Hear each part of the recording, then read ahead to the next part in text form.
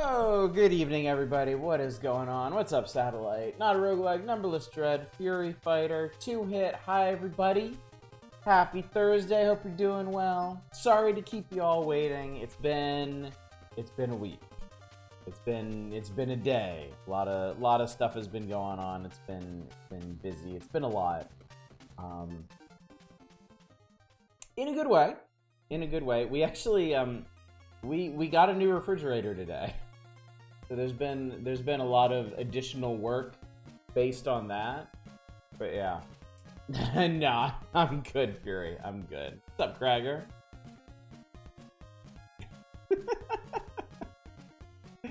But yeah, we got new refrigerators delivered in the afternoon. We had to move all of our stuff around, reorganize. A bit heartbreaking. We discovered that all of our ice cream melted in the transition, which made me very sad. And yeah, just had a lot to do aside from that. So yeah, very tragic. Put your 2 weeks in notice on the 16th. Nice, very nice. Goku farms savage beatdowns.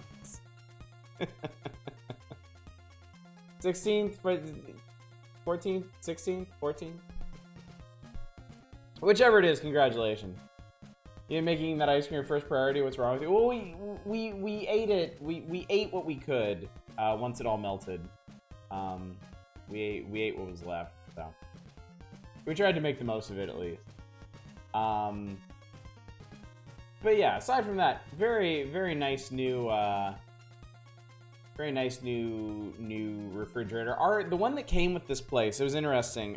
This place was like fully renovated and had like a full complement of Whirlpool appliances except for the refrigerator, and we realized that not the people we bought it from, but the people before them that did all the renovations, they must have gotten a really nice refrigerator and then took it with them, and then the people we did buy this place from replaced it with a much smaller refrigerator because it was kind of dwarfed by the alcove that was made for it in the renovation. So we got one that fits like perfectly. It fits like a glove. I don't know if that Twitter, I think it's a Twitter account of things fitting perfectly into other things is still around, but man, my fridge would be great for that. So I thought we would have more clearance than we did. I was wrong. We're lucky that it fit in there at all. So yeah, it's been a very exciting day. Lots of ups and downs. An emotional roller coaster, you might say. So, eating some rad lemon ice cream from a local joint. That sounds good. Sounds really good. Oh my God, Fury. that's quite an emote there. So yeah, that's what's going on. I am late because I had a bunch of stuff to deal with before getting here, but I'm here now.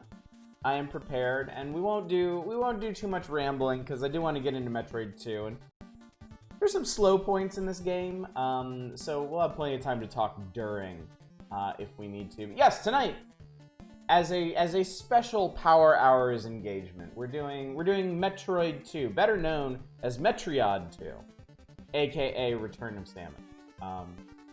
The bigger than ever follow-up to one of the all-time NES classic, Metroid, has finally arrived. This massive adventure through the tunnels and ruins of the planet SR388 is twice the size of the original game. I wasn't sure. I knew this game was bigger. I wasn't exactly clear on how big. Twice the size is significant. Features more high-tech weapons, incredible army of Ely aliens? Squirmy aliens? Evil aliens and battery backup to save game progress. Metroid Universe is expanded. It's out now exclusively for Game Boy. So yes, this is a... She does, Eva. It's true. Are we going to rescue the child? Yes. And it's just as cute as you're imagining. So yes, this is a bigger game than the original Metroid. It has more stuff in it, more twists, more turns. Is it a better game than the original Metroid? I would say yes. I don't think everyone would agree, necessarily. To me, honestly, of of the 4 mainline Metroids that I've played, I do consider the original the weakest. It's a fine game once you meet it on its own terms, but I feel like all the other Metroid 2, Super Metroid, Metroid Fusion all have better flow to them and like more interesting mechanics. I know this one is contentious. Y'all have reminded me of that at many turns as I've talked and carried on about playing this game eventually. I read Seek Out Cybernetics is Seek Out something else that starts with sun. Do you have AM2 art? No, I don't. I thought the various suit was like biotech, not mechanical. Yeah, I think all of her stuff. I thought all of Samus's stuff was, well, I thought it was all mechanical until Fusion, and then Fusion is where you get into like the weird biomechanical stuff with the X. But there's also the issue of the ball powers. I mean, just the fact that she can roll up into a ball is kind of weird. And then in this game, you get the advent of the spider ball and the spring ball. The spider ball in particular just looks like a big thing of jelly. I don't know. I don't actually purport to know how that works. I mean, they have a great diagram of Samus Aran's cybernetic suit here with everything outlined, but I don't recall them ever really going into details about how she rolls herself up into a ball or anything like that. So I don't know. It is perhaps a mystery to this day. Anyway, the menace multiplies. The Galactic Federation has sent an emergency order to Space Hunter Samus Aran. The Metroids of Planet SR-388 are growing in number and strength. At their current rate of evolution, they'll pose a threat to all peaceful citizens of the galaxy in mere hours. Up to you to take Samus through the dangers of the planet, search for cybernetic power-ups, and destroy the Metroids before they spread. So the idea was, in the original Metroid, the space pirates went to SR-388. They grabbed a Metroid to breed as a bioweapon. And then Samus went to their base and blew them the fuck up. But SR-388 is the home of the Metroid, the natural habitat of the Metroid.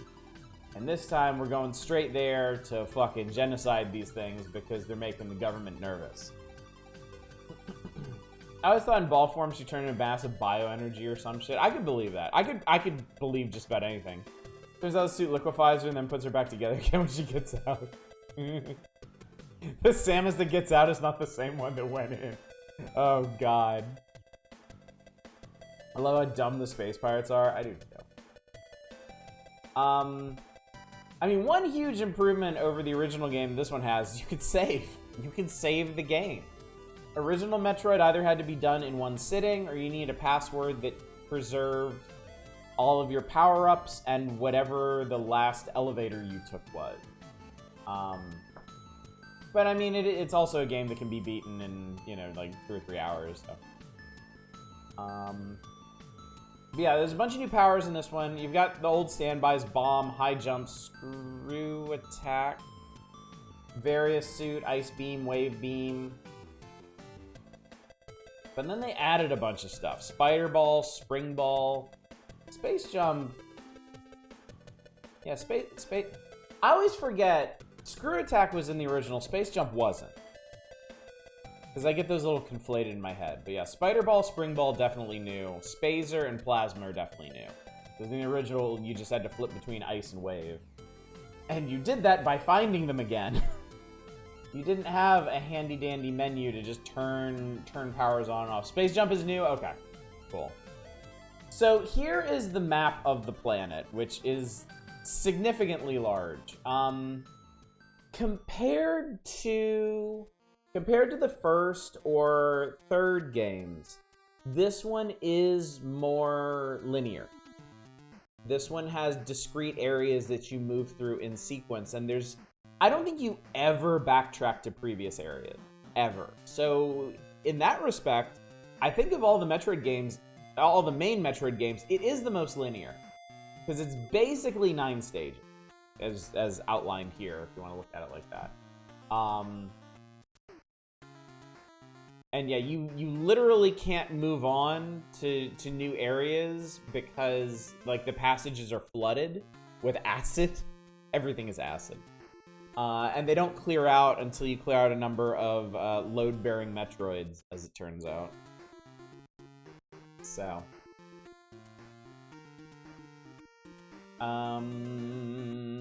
I don't know how much of this we really need to go through, because we're going to be playing this. We're going to spend tonight and Saturday clearing through this game. This room, this big room here, get used to that, because they kind of use that shape more than once, so. But yeah, it's a big game, it's a neat game, it's a contentious game because, for a lot of reasons. The linearity of it, some of the gameplay design decisions, the pacing, a lot of reasons really. But let me get this set up. I haven't had time to get my my system set up real quick. Not real quick. Doing it real quick is what I'm doing now. We're gonna be playing this on the Pocket, thankfully, because I actually do have the cartridge for this one. So we don't need the we don't need the God, I'm blanking on so many. I am wiped out this week, chat. I gotta be honest with you. You probably noticed last night when we were playing Trilby's Nodes, but I am exhausted. I've had a lot of stuff going on at home and at work. And, yeah. What am I doing anyway? Okay, here we go. I'm gonna have to do some power level adjustments and stuff. Oh, and we're not playing Tiny Toon Adventures anymore, are we?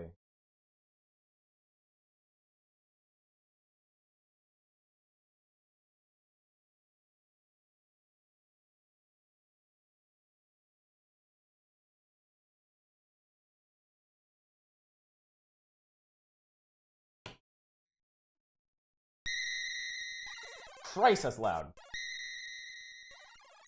Hopefully not too loud for y'all. Is that okay? Hopefully that's okay. Very beepy. Oh, I wanted... That's what I wanted. I want it slightly resized there. Otherwise it wasn't gonna fit. Okay, there is... Oh, it's okay. It's okay thing. Alright, let's go ahead and clear slot 1. There we go. Metroid Legs Return of Samus. Alright.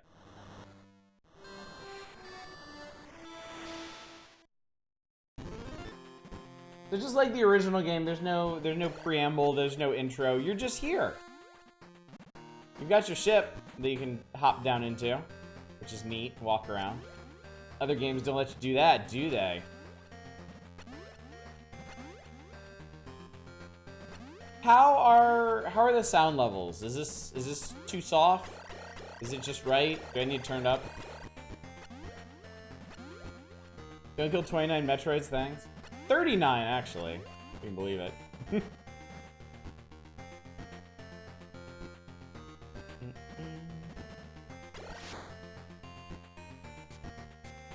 It sounds fine. I hear nothing.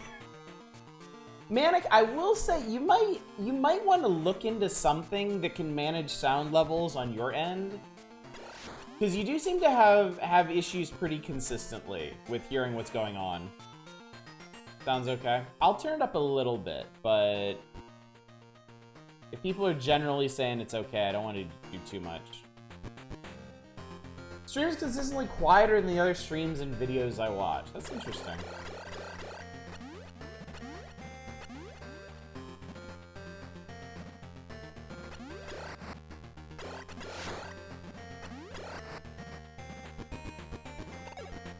I was right, they start you with the ball power in this.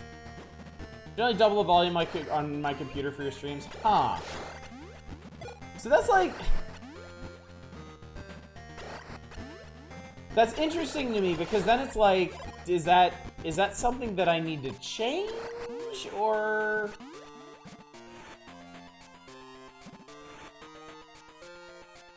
That's you, I rarely hear the games clearly, huh?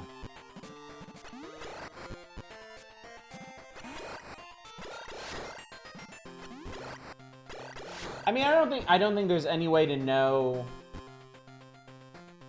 I don't think there's any way to know how to do this stuff best for sure. Like on my end, just like looking at my own levels, like my mic when I'm talking normally like this is like close to peaking.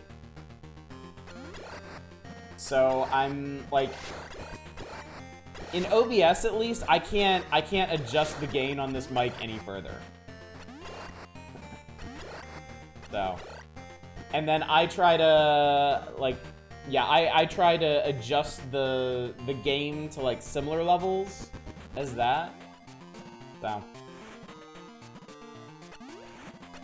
I hate sound stuff. I wish I could just hire like a sound person. What's up, Nemrin?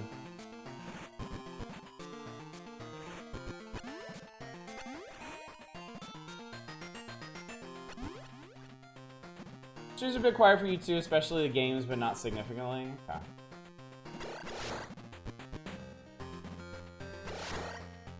Yeah, I'm never quite sure, like, because I know sometimes we'll play stuff and y'all be like, wow, we can't hear you at all. The game's so loud, and then other nights it's like you can barely hear it. So yeah, audio is definitely the hardest part of streaming, for sure.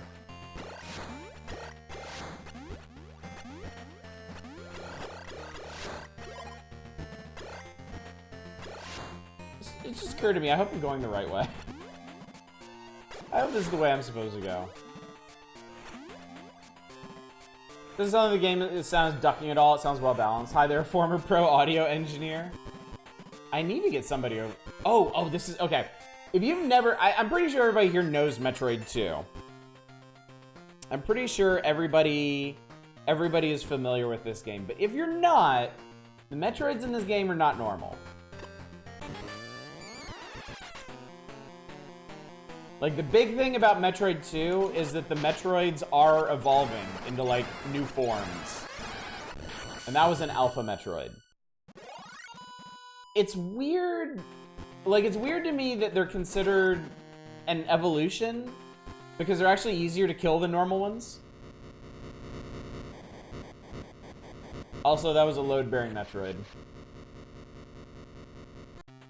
You assume an error. I'm not. Oh, okay, okay. I genuinely did not realize or expect to have several people that hadn't played this game before.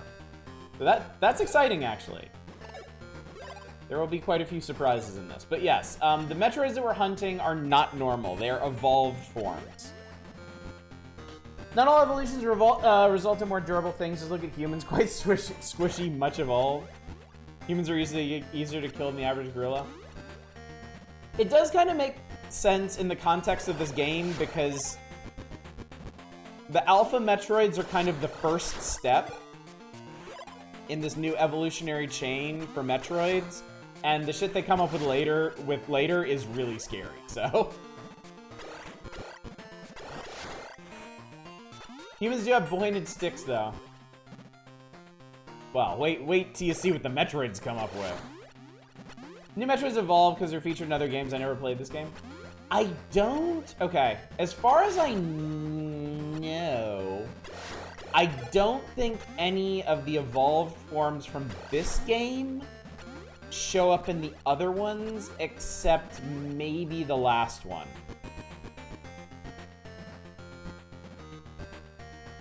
But again, I'm not sure. I haven't played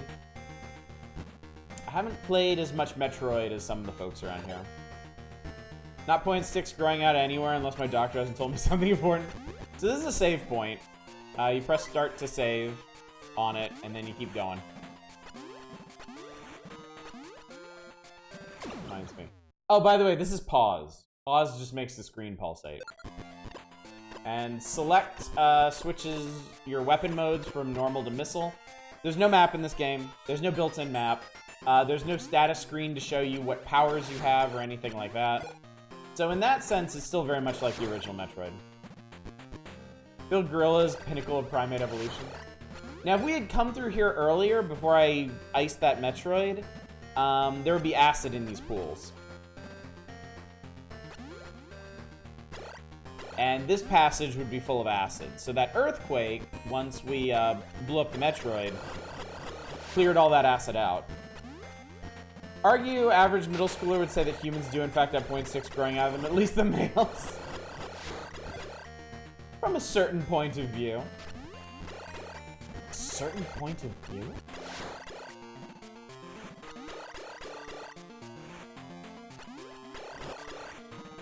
Mine is apparently in the gutter today.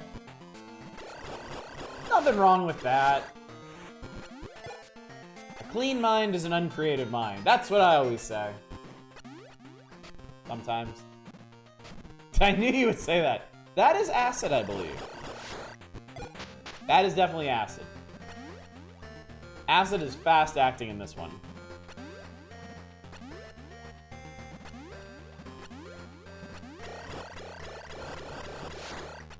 Imagine this to be the analog of the yellow acid in Super Metroid, the kind that you never develop an immunity to. Ow.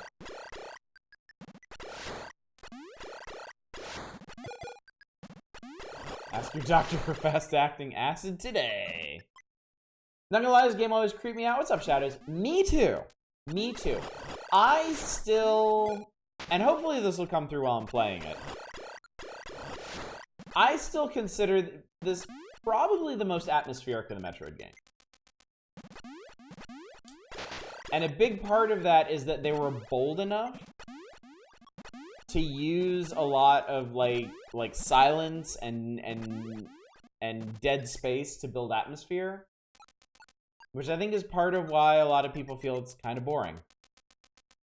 Remakes never got under my skin, but how claustrophobic the screen is, plus the eerie beeping OST and stark black backgrounds are genuinely creepy. Yes, I very much agree with all of that. Now, it has been a long time since I last played this game, so I don't remember the exact layout of these places. So there may be some flailing around while I try to remember where the hell I need to go. This also obviously isn't going to be 100% playthrough. I'm not going to remember where the fuck everything is. By the way, this dust or whatever can be blasted. You can excavate this stuff. Can you really get into this? It just felt empty to a large degree. Yeah, and I totally understand that. I think that's something that works for me, and I totally get why it doesn't work for other folks. It's a very, like, the Metroid games have always had a sense of isolation to them, and I think it's always been the strongest here. And I really like that.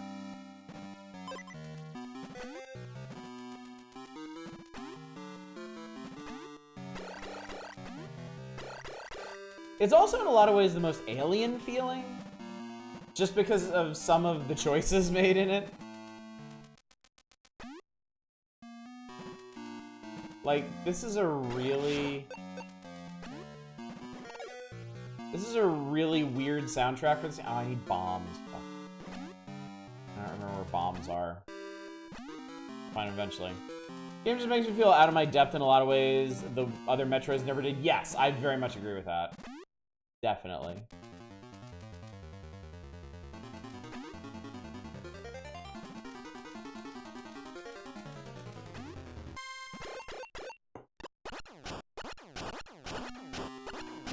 Yeah, I don't know what's going on with the soundtrack, but I kind of love it.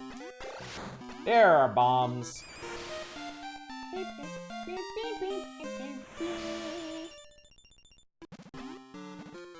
then this guy. There we go. Do. Most Metroids, I feel like a strong space explorer. In this, I feel like I just wandered to a hive that largely wants me dead. Yeah. And I'm certain that's part of the feel that they were going for with this game. I'm certain that's part of the vibe.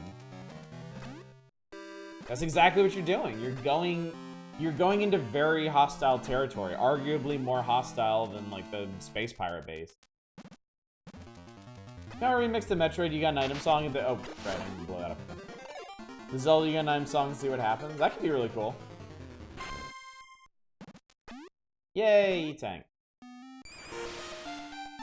Love the environmental storytelling in this, although I won't mention it until you get the later bits. Yeah, that'll be interesting to talk about.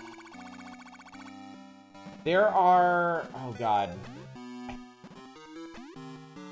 I can't remember if there are 4 or 5 E-tanks in this game. There aren't many.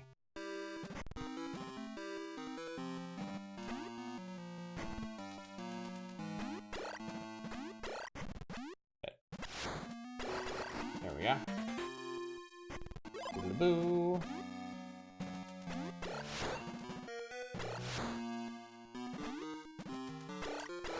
They're also not shy with power-ups in this.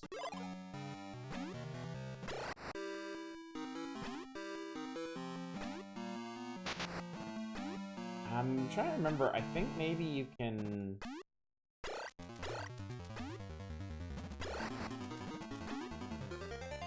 I don't remember how I get that one.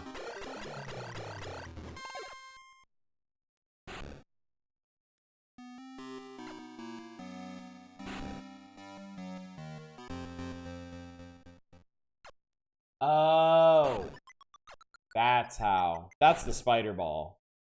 We need that.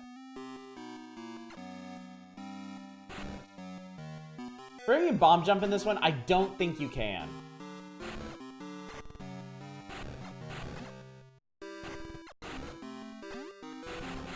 Oh, maybe you can. Oh! Yeah, maybe you can.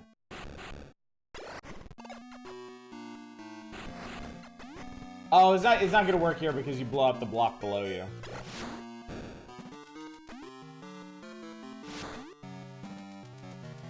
Closest I ever came to that eeriness for me is some of Metroid Fusion. Fusion's a very creepy game. Fusion's a game that puts a lot of emphasis into its atmosphere and does a really good job too.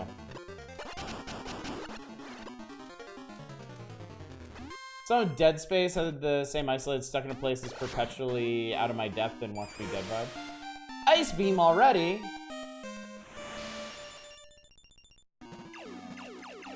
Pew, pew, pew, pew, pew. Metroid Dread has some clencher moments. I would really like to get to Dread someday. Yeah, same Shadows. Because it's the only one of the mainline Metroid games I've played. Dead Space 1 was amazing aside from the wrench dropping noise that happened like all the damn time.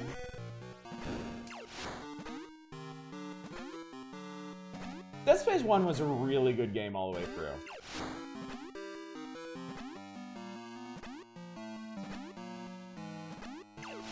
I think that's why it's had such persisting popularity. It's just an extremely well-designed game. Save for Project Callisto.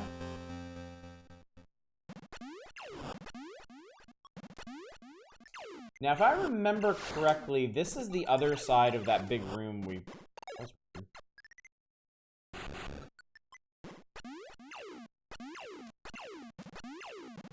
I don't know how the fuck I shot through there. That was weird.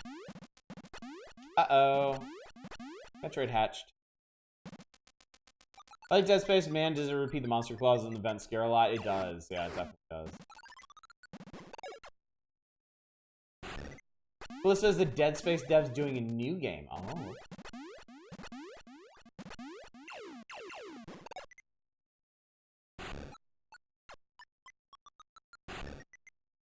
I forget if that's supposed to be something. Oh!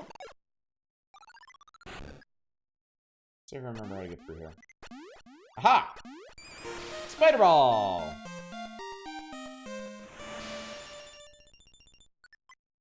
So the Spider Ball, once you go into ball mode, push down again, and you boop into spider mode. And this allows you to just travel along surfaces. What's up, Toast? How you doing? Good timing. We just spider balled ourselves. I've always been curious as to why they never came back to the spider ball. As far as I know, this is the only Metroid game that has it. And it's a really neat power-up. Because, yeah, it lets you get basically everywhere, but the utility in that is limited. Like, sure, you can bomb stuff. But if you do that, if you accidentally hit yourself with a bomb or something, well, it's over. Fireball controls kind of collapse on itself. Sometimes it's really good. Shit. I don't think there's anything up there. Yeah, it definitely sometimes suffers with relative right and left. Metroid Prime 1 through 3 use Spider Ball. Oh, that's cool. Until you realize you now have to crawl slowly along the ceiling in every one of those big open rooms. Yes. That part is less good. Oh, look who it is.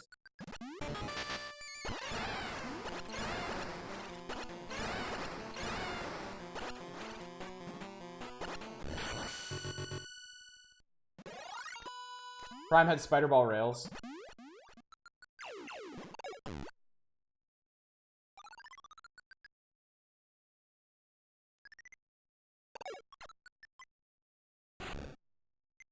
Yeah, it is nice being able to explore so thoroughly.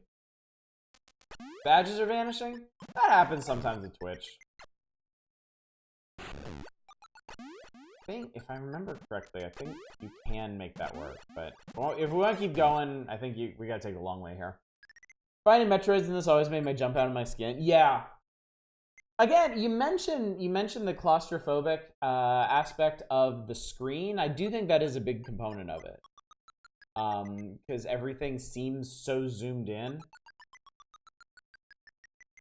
that when you see a Metroid, you don't really feel like you have a lot of space to fight them. I mean, even the little alpha ones are really fast.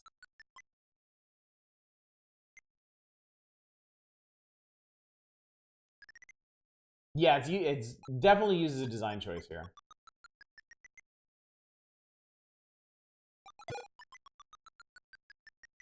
Those pulsating orbs are energy recharges. But I'm sure you figured that out already. And then there's a similar one for missiles.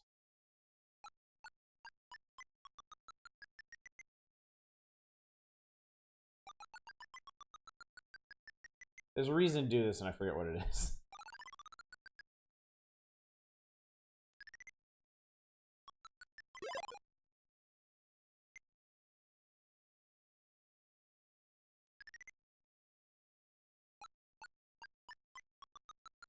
I thought there was an item up here. I guess not.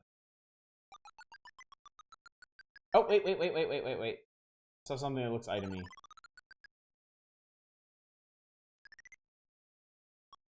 Didn't I?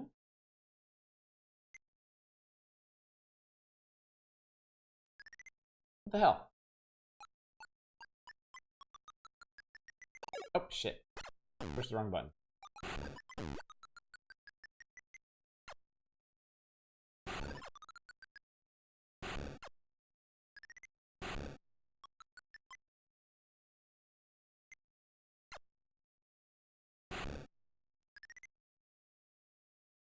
Oh, and sometimes the spider ball... Oh, okay. I was gonna say, sometimes the spider ball gets stuck.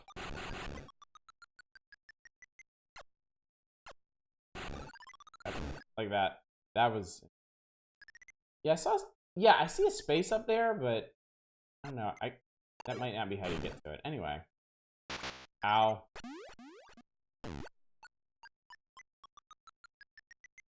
Okay, so this is the first part of the area. I think maybe the reason we were crawling along the ceiling was because there's... Oh, fuck off. There might be some items up here.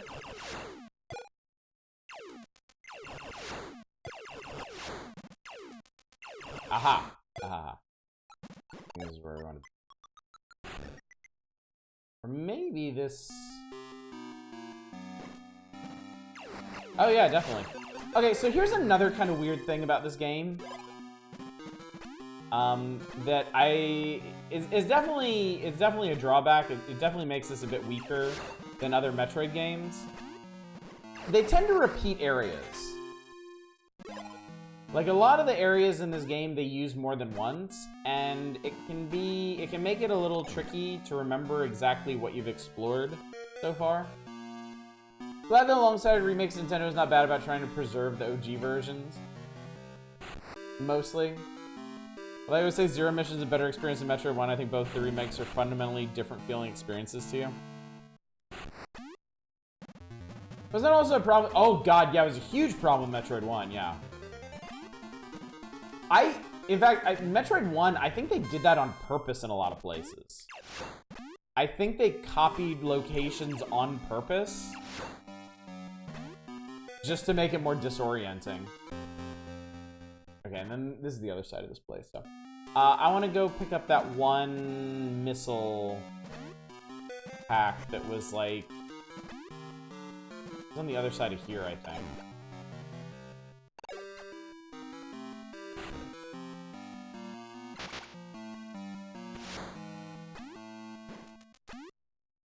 Yeah, it was over here at the bottom.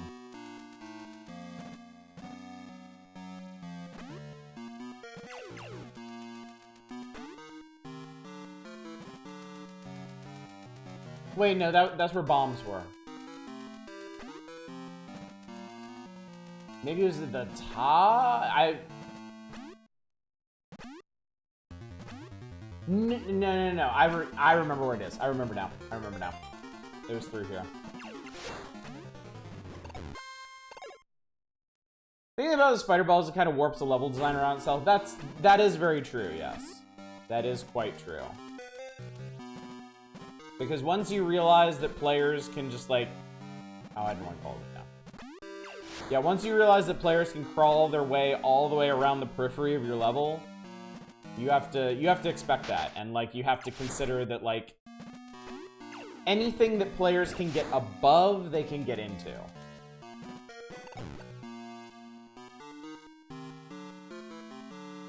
Say never was as huge on the remake of 2 though, maybe just me, kind of felt like it read a lot. What made Metroid 2 Metroid 2 is flaws to be fixed. Yeah, that's a difficult thing when you're remaking a contentious game. Is trying to decide what to keep and what to modify. And I could definitely see a lot of folks making the wrong calls with this one. Put those spikes everywhere. I think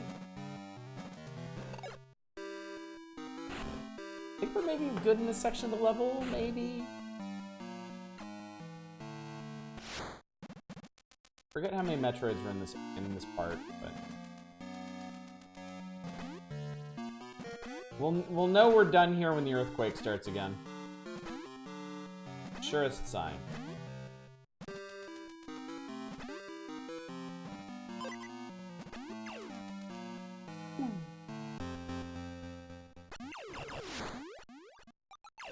The ice beam also gives us a lot of mobility too.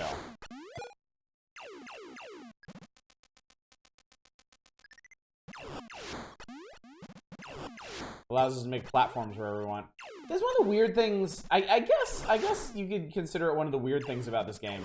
They give you a lot of mobility options right off the bat.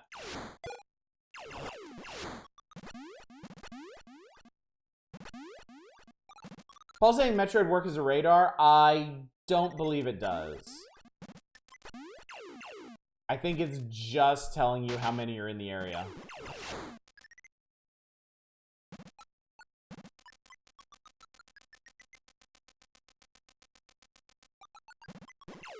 I think the Metroid shells are meant to communicate where Metroids are.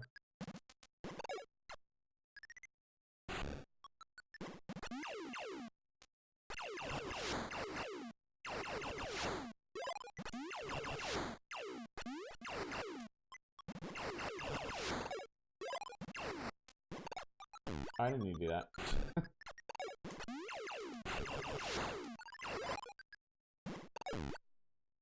If it's paused, it's how many are in the area. If unpaused, I think it's how many alive Metroids on the map. Oh, you're right. Yeah, so there's still 3 in this area. I'd forgotten about that.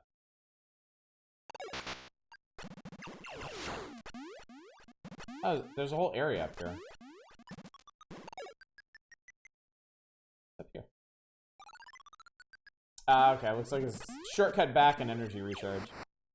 Perhaps I'd only stay here because of the amenities you offer, and I'm not getting them. Can you be specific which amenities you're not getting? You need to tell your management about this. Actually, you know what? It would be really helpful. I think I might need to spider ball my way in there, but I really use that energy recharge right about now.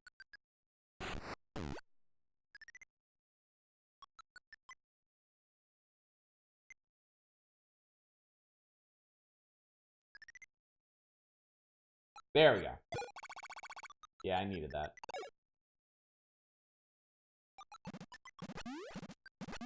You pitch a fit about amenities are supposedly on our app. Choose a few. Yeah. Can we get an example?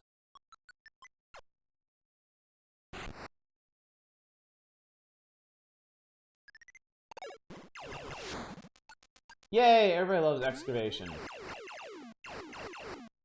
I believe I have tunneled out this entire area before. I'm pretty sure. That sounds like something I would do. Yeah. I mean, it's not like huge or anything. I don't think there's a reason to. As I recall. Okay.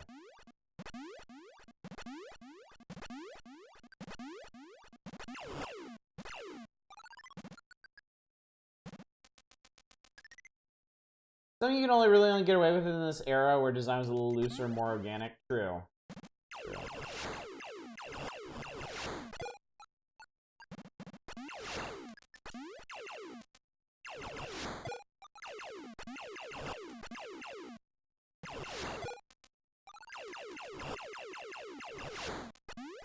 Yeah, you did your part, Manic.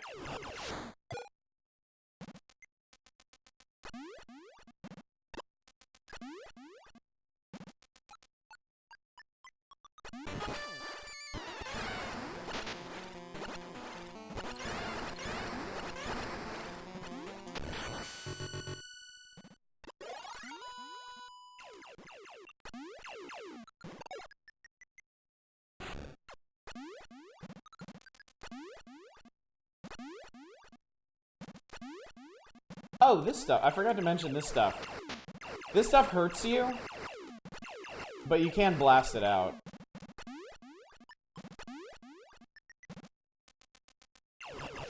I have memories of it as a child of doing like tons of spider ball crawling on ceilings and like blasting all the destroyable blocks in areas and not really finding anything. So I'm gonna forgo a lot of that for this playthrough, I think. I feel like a lot of the power-ups and stuff in this game aren't really that hard to find. Yeah, we've talked about the Metroid counter. In fact, I had completely forgotten that when you pause, it tells you how many Metroids are in this specific section that you need to blast before the earthquakes will clear your way. Perfect.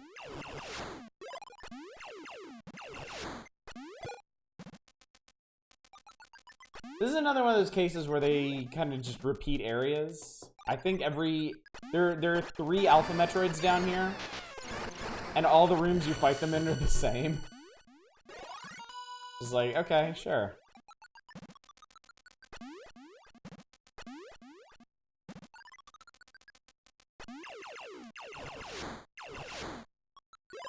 I feel like they do an appropriately large amount of damage, too, when you're fighting them.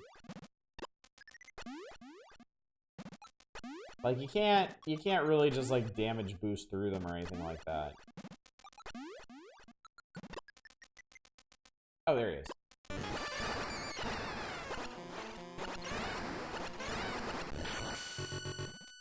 Do it.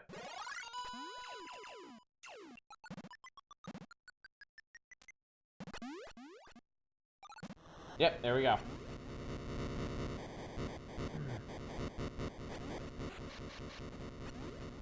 I just found this game infinitely more navigable than NES Metroid without map. Yes, strong agree.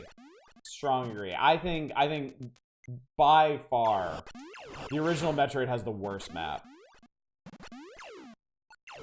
The early areas of the game are not so bad, but like Norfair and Brinstar in particular are just awful. They are so awful to navigate. Like, I've already hit the Metroid more missiles than you could possibly ever need threshold. Yeah. Yeah, for whatever reason, they start you with like 30 missiles. And then each pickup is, I think, 10? And there's like 5 or 6 pickups already.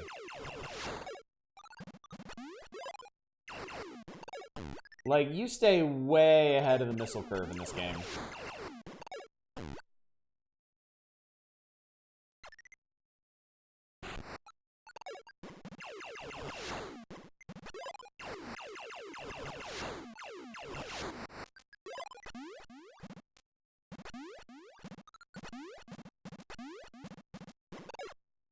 Because you need missiles more regularly to kill Metroids, so they wanted to downplay grind if you ever ran out? Probably. Well, I mean, they also have missile refills everywhere, too. Determined not to deal with a missile gap.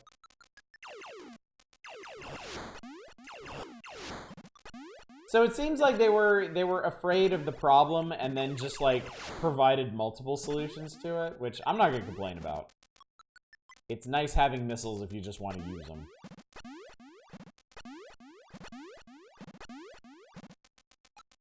You have to be really determined to run out, yeah.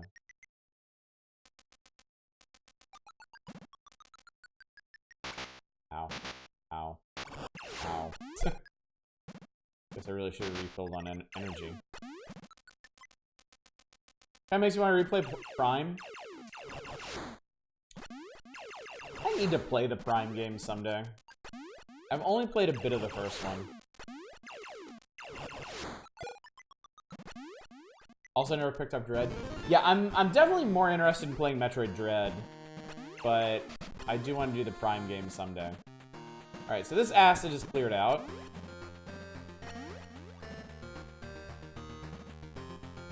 Yeah, a lot of energy and or a lot of missiles and very little energy.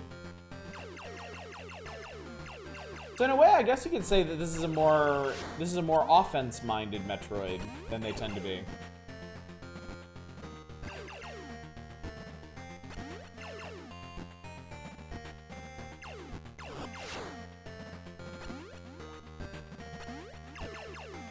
Prime 1's definitely the best one. 2 and 3 both have their own problems.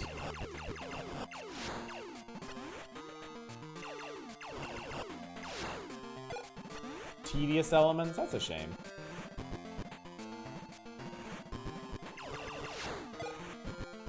This story concerning Samus is honestly essentially committing an act of genocide. Oh, Samus. When aren't you depopulating some kind of planet? Alright, well here's the acid pool.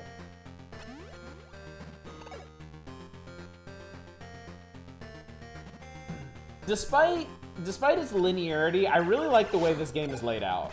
I like how it's basically one big shaft leading deeper into the planet. And you're taking the offshoots from it to clear out Metroids. I think for the era of Metroid without maps, it's kind of an ideal design. You know, once you had the advent of detailed maps in Super Metroid, then I think, you know, the whole like fully non-linear design really comes into its own. But yeah, for this early period, I find this preferable. These are weird. These are really weird. These are platforms, but they'll take you down into this junk.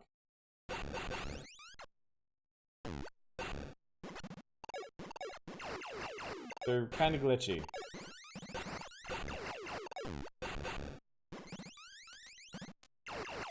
So that's your original version of the Prime games rather than collection? They look more like butt forms? Yeah. Samus versus the glitchy floating dicks.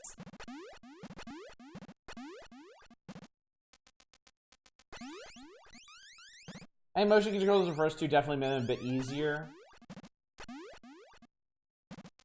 Oh, hi. Was expecting you? There we go. Alright.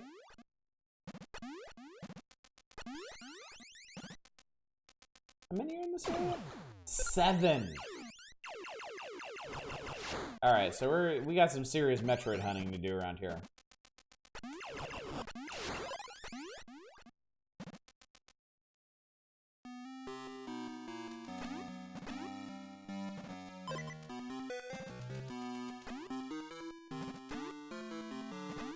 That's just plain old water, thankfully.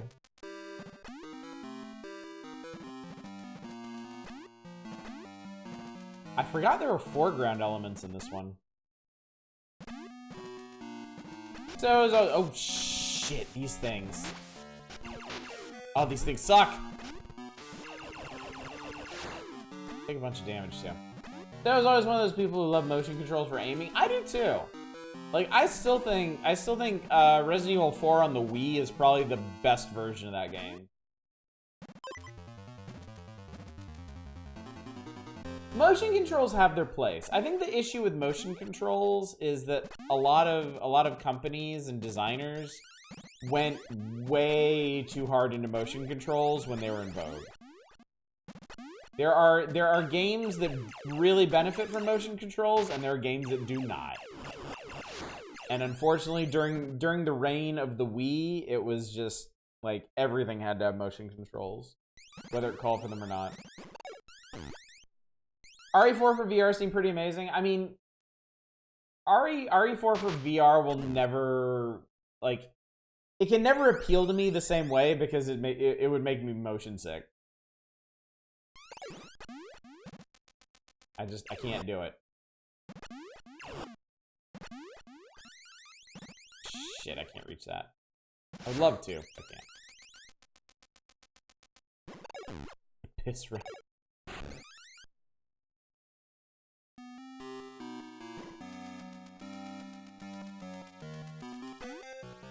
Oh, fuck.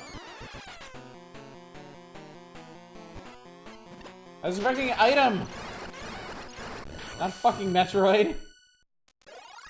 So see, that was cool. Metroid 2 does like screwing with your expectations a bit. I was mildly frustrated. Me, the PS4 controller is expensive to do all the gyros and speakers and stuff, but all 3 devs ever used it. Except the gift of Metroid. Ah, yeah, okay. So the foreground elements are actual pipes that take you to new areas.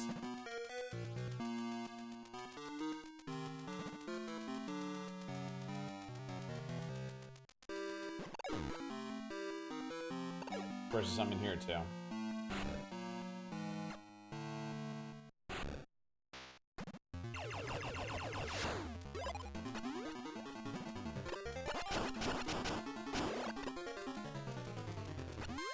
Got, oh, wave beam, sweet.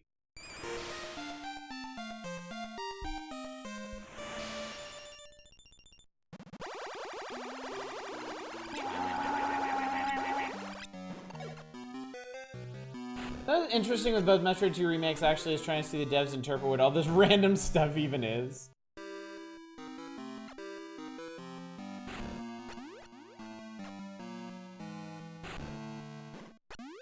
Metroid 2 is a very bewildering game on a lot of levels. Oh man, Wave Beam is so much stronger. Love it.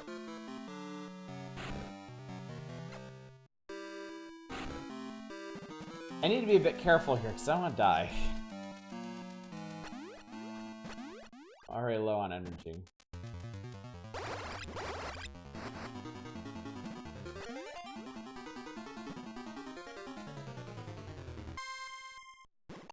Actually beat the new water Metroidvania Pronti. I don't think I've heard of Pronti. How was it?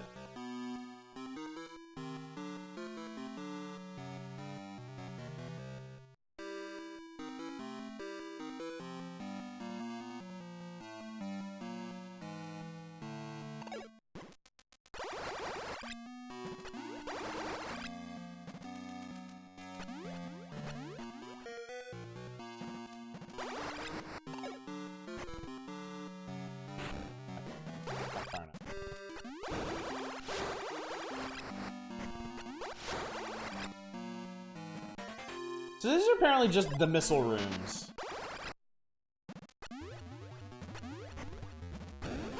Like pretty much all the missile power-ups are kept in these rooms. Oh, come on.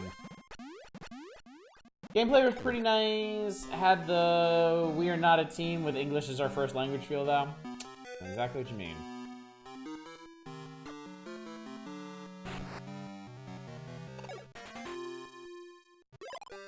Okay, so we're like an hour into the game and we already have over 100 missiles at our disposal. Probably closer to like 120.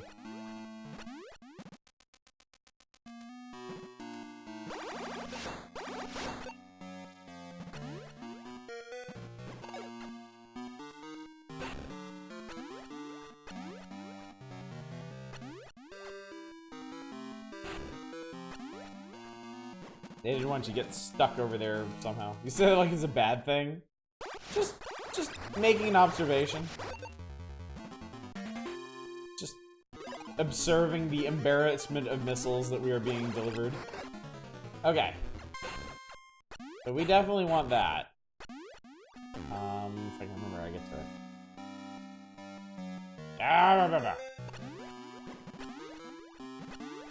it. Spider Ball does not like climbing on enemies. Spider Ball, not a fan.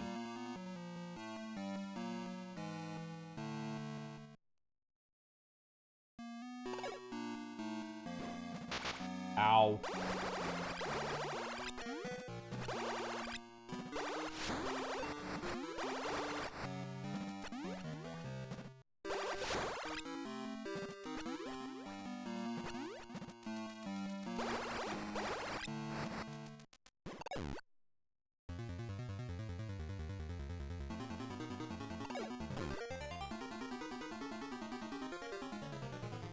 Oh, I think that's what we want. At least you usually can't get physicsed off. True.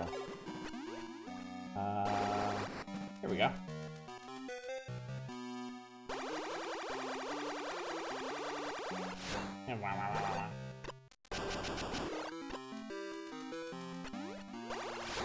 Ooh! High jump boots. So at this point we have most of the mobility power, honestly. I think we have the vast majority of them at this point. I think all we're really missing is Space Jump and Spring Ball, and Spring Ball in this game is optional.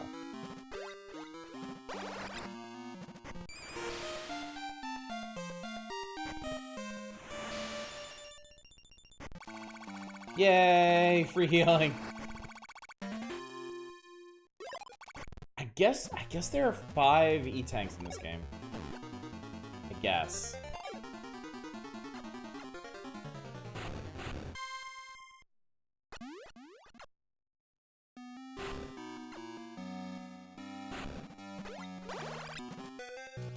Find your space pants. I feel like Spring Ball is always optional. It is in Super Metroid.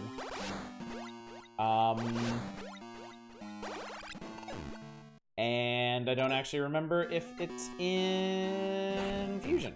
So. I actually don't remember a lot about Fusion. Come to think of it.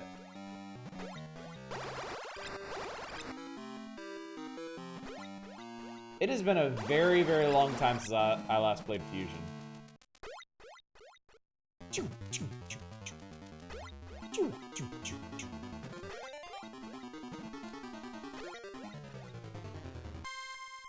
Is this the way out? But perhaps it is not.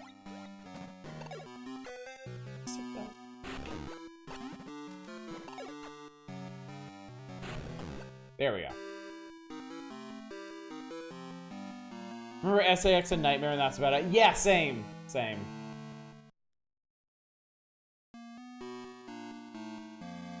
Kind of funny in that respect.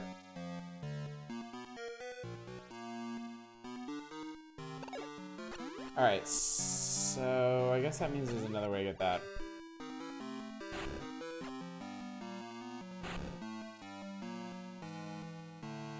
And all of that was off of one secret passage. I know the Metroid games love their secrets, but damn.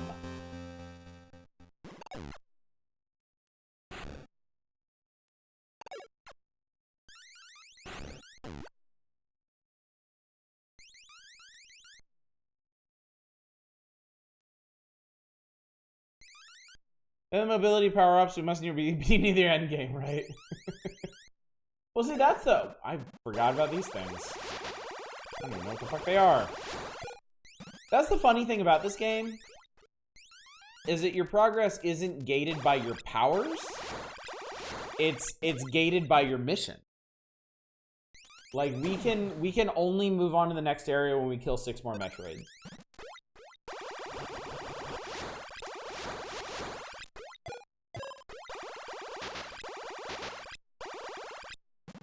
So in that sense, it's also very different from the other Metroid game. The original included. Just a Nightmare being in Other M for no reason. I've never heard anything about Other M that didn't make it sound like a complete and utter train wreck.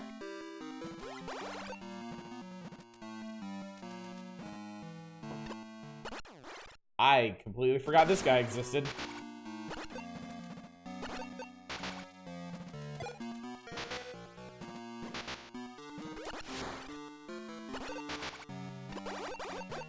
Also, super not sure how you even fight him. Super not sure if you fight him.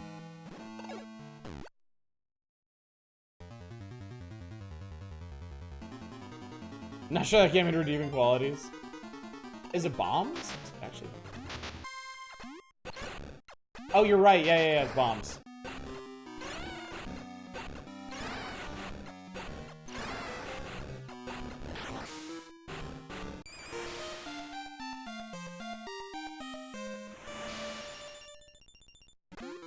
I completely fucking forgot. That's how you get Spring Ball in this one.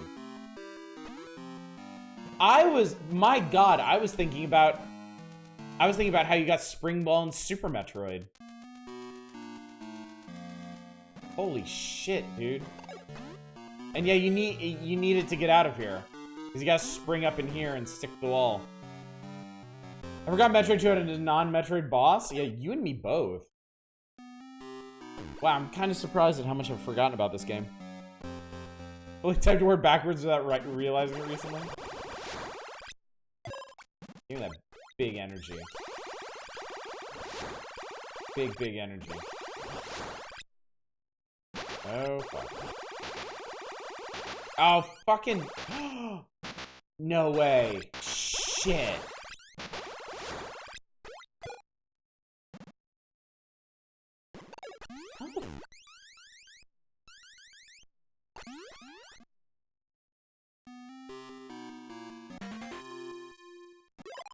Other M was almost a decent action game, at least, but dear lord, the controls are... Yeah. I mean, that's gotta be a secret, right? Maybe I was supposed to do that before I switched over to the wave beam.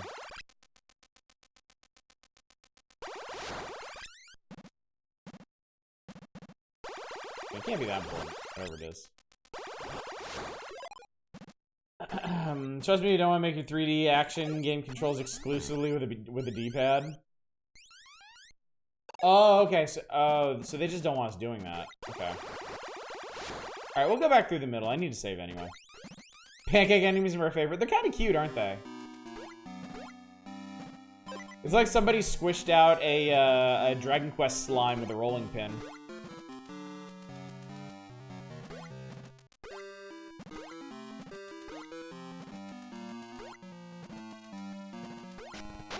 Fuck these guys. I hate them. They're gonna fucking kill me. Oh, this is easier to do with the fucking ice beam. Shit. Oh my god. The low life indicator in this is so annoying. I'm not saving. If I die, I die. These guys suck harder in the remake? Jesus. Why?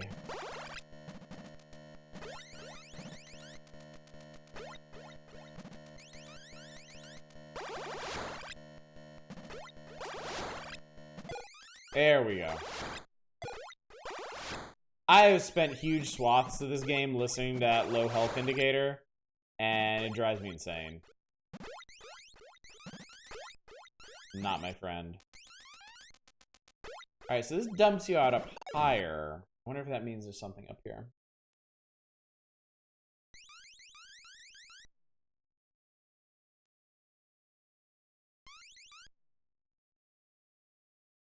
Use missiles. You have to lock Samus in place, turn the Wii mode around, point at the screen, spend 10 seconds being disoriented because the perspective just abruptly jump from fixed camera third person to first.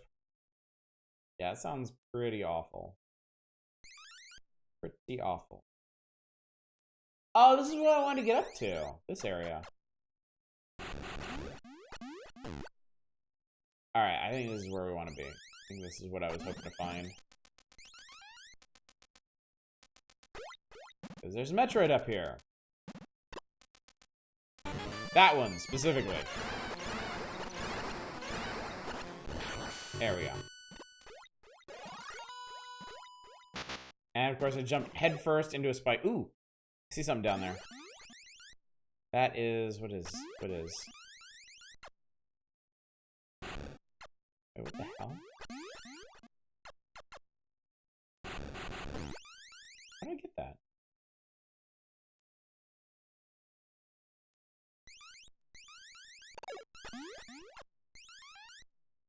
Oh, there we go. God, I needed that too. That was a lifesaver, literally. Game graphically looks great though. I think it even captures the look of a Metroid game in 3D better than Prime.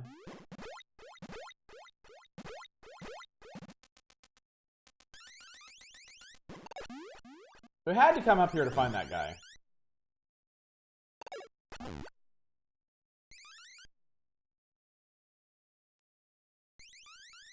Okay, we're not going any further that way. Whee! Doing. And then we're here.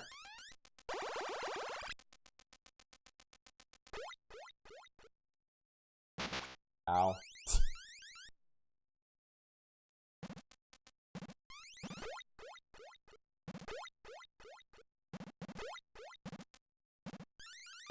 Ow. Hang on, I'm not sure I want to do this yet. Anything? Ow. Ow.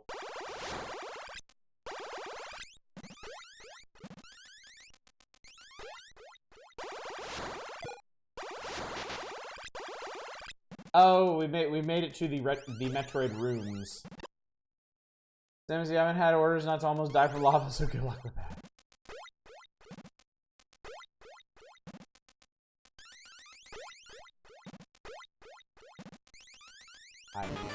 Oh! Okay, Beta Metroid. So these guys...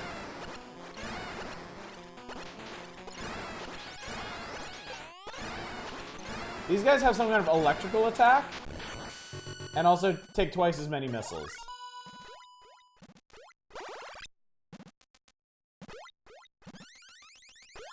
Swing. I think it's a Beta Metroid.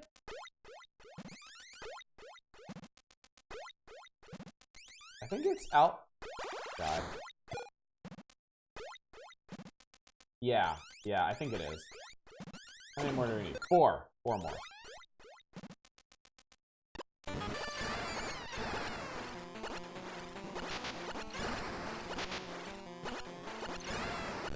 There we go.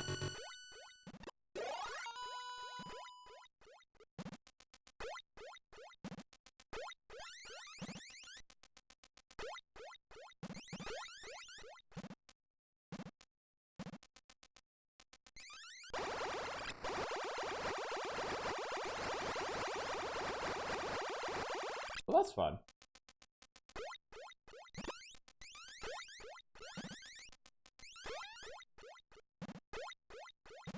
Another shell.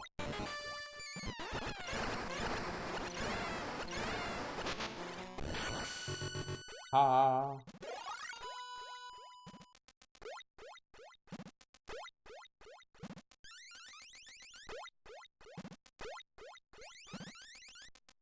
So I guess these are like the actual like Metroid nest areas.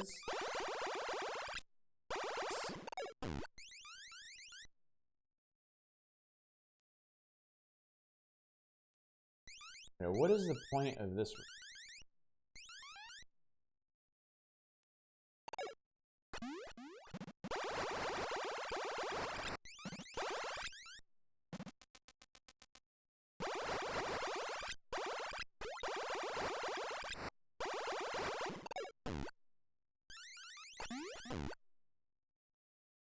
Weird. Empty room, I guess. So I got 2 to find.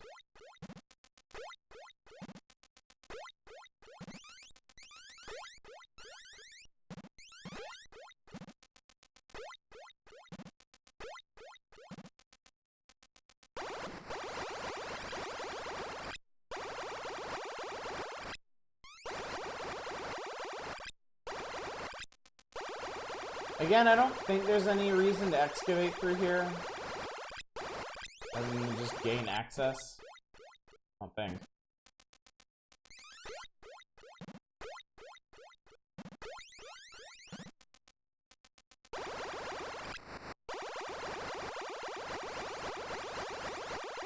Again, they really like repeating rooms. Oh, fuck!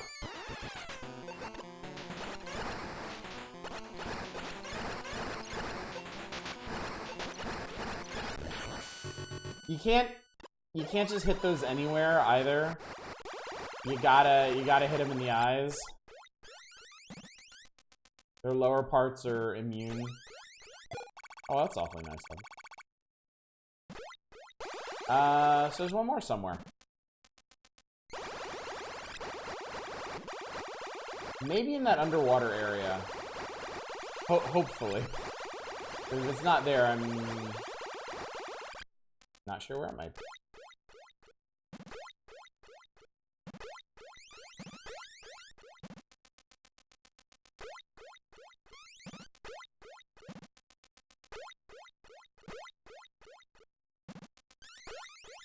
There's a weird, almost sort of jelly effect when you stand on one of these shells. Like you kind of sink in, and then you don't jump as high out, which I think is a really neat little detail.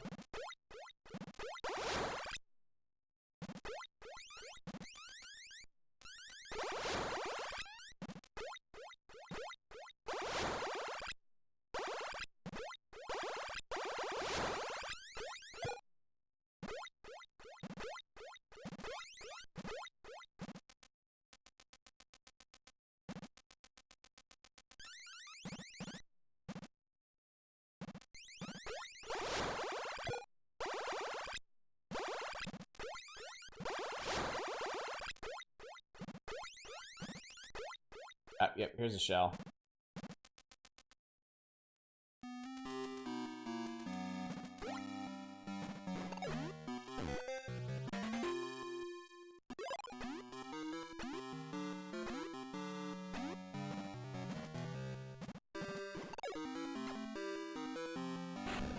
Sometimes there's just little gaps like that.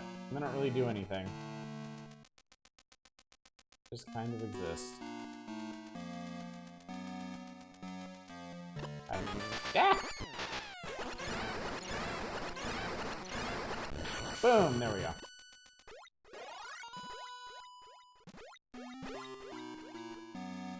Good. There's a requisite earthquake.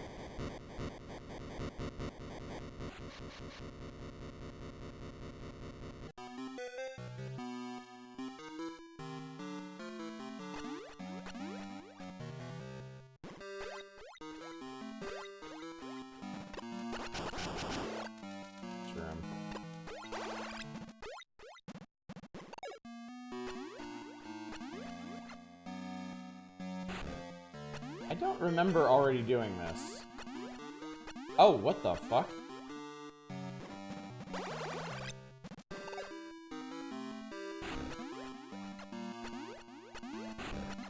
There's just some really interesting rooms in this game. Stuff that you won't really see in other Metroid games. Okay. This is where you get the Varia.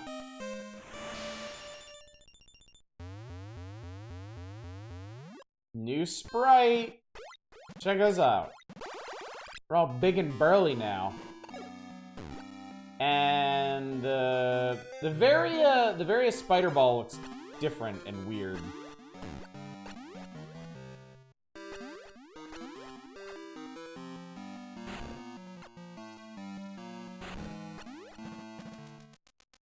Again, We're an hour and a half into the game, and I think we've gotten most of the power-ups.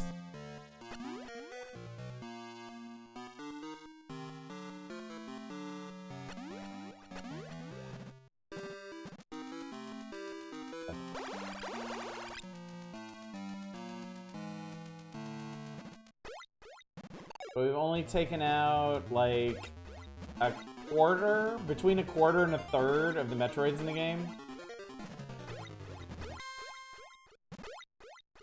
So, interesting pacing in this one.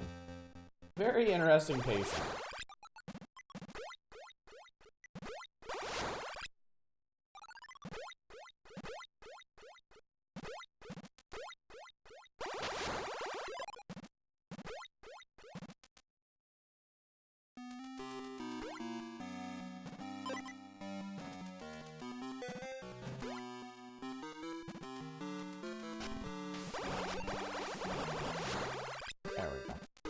Those guys are a lot easier if you can attack them from behind.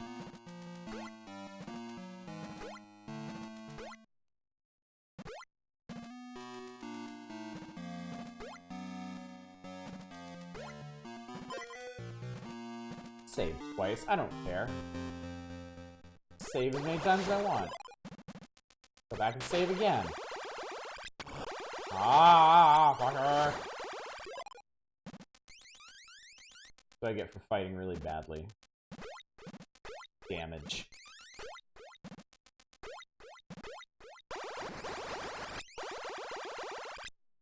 So the wave beam lets you clear out all these little gribbly bits, but they're really just here for show. Like, that's not like an extra passage down there or something.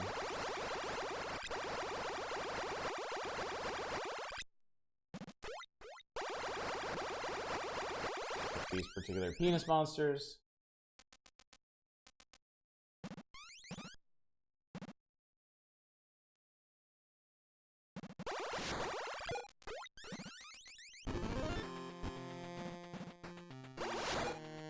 Back to the main hallway.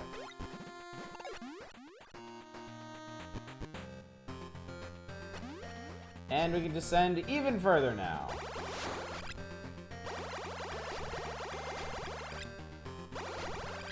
And I can't shoot anything because I'm terrible with the wave gun. God. This is an absolutely miserable shot with this thing. Ah, okay, here's the next acid pool. Okay.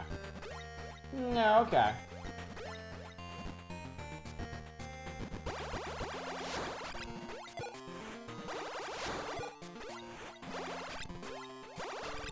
I have a question for you, chat.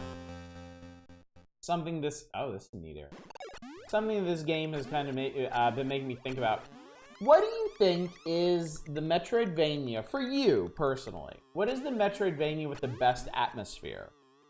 Doesn't necessarily have to be like a horror atmosphere or creepy atmosphere, but like, what Metroidvania do you think builds the best atmosphere, whatever it might be?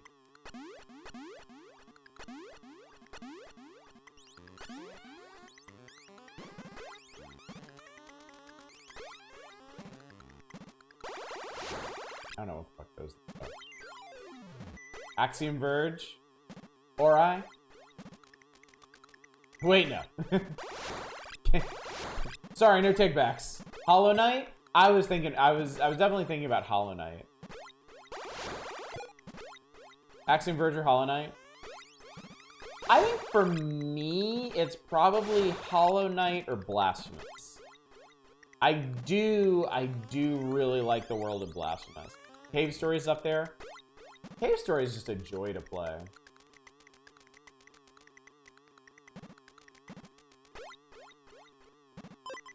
I guess it could be said that this is where the game gets really weird.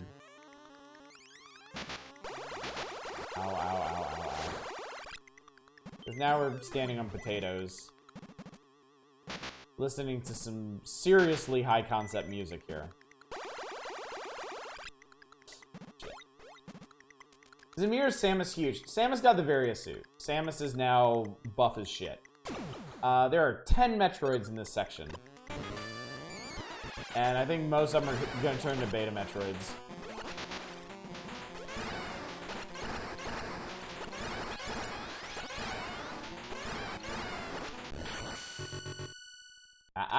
Space potatoes. Oh, right. These anemone-looking things hurt you. I forgot about that. Great.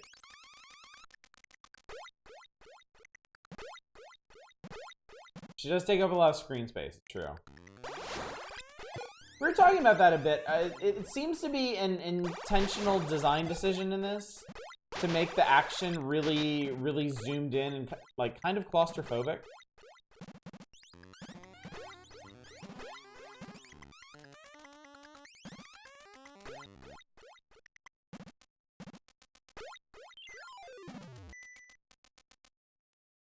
Friends like those. Who needs anemone?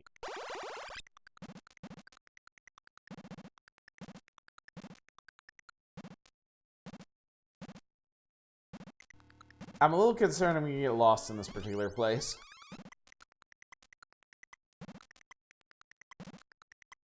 Excuse me. Well, there's definitely a Metroid down here. Probably already further than I got in this game as a kid. Salt Sanctuary? Of course, yeah. Definitely. Is this the same? No, it can't be the same one. Because we went through a middle hallway to get... Technically, Blaster Master is the Metroidvania's granddaddy.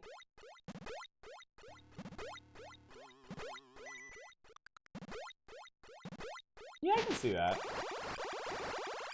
The top of this place sucks.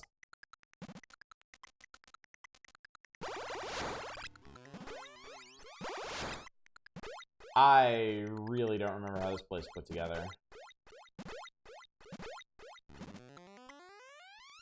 Well, I found another Metroid.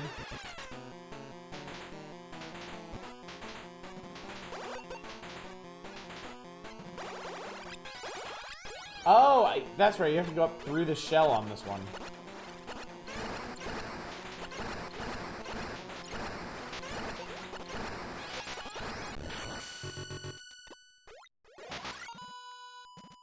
I enjoyed Blaster Master when we played it, except for the final area. I thought the final area sucked. Really hard.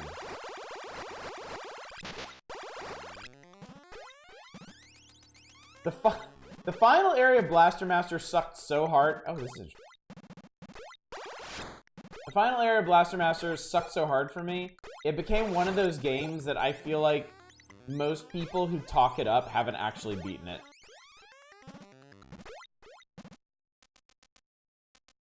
Do not become defeated. Is this... Okay, this is where I came through earlier. Okay, that's interesting. I hope the shell at the bottom of this place is not one way. And... Fuck, I gotta go back around. There's Shantae as a DLC character for the remake? For the Blaster Master remake? Seriously?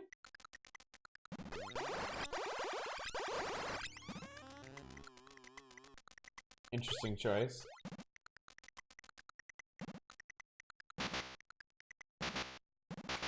Ow, fuckers.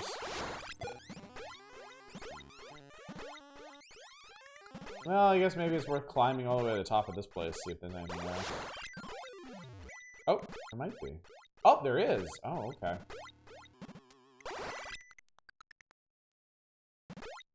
What the fuck is this?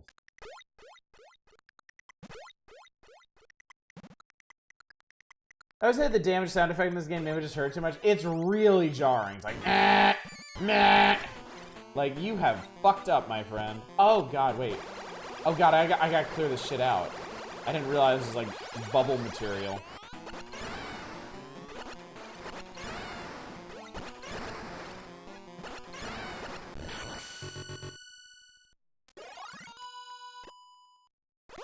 It's really good until... RE7 is really good until the ship. How do you feel about Shantae?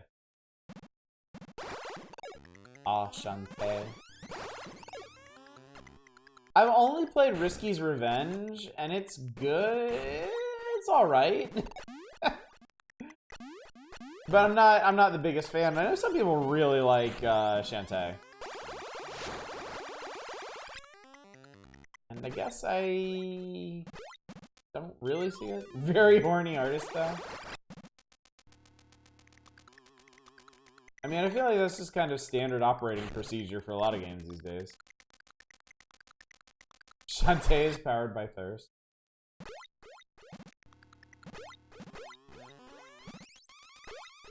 Never played a Shantae game? I definitely think they're worth trying.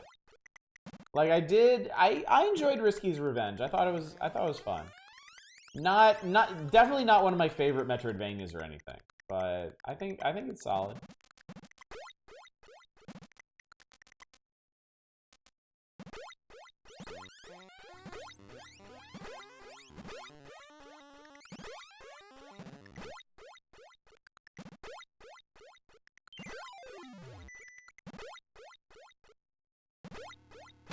Ow. Okay, I can't remember if I've been to the bottom of this. I guess I just need to check all these shafts. Just top to bottom, inside and out. Well, I appear to have pissed off a Metroid. This is like the last goddamn place I want to be fighting a Metroid.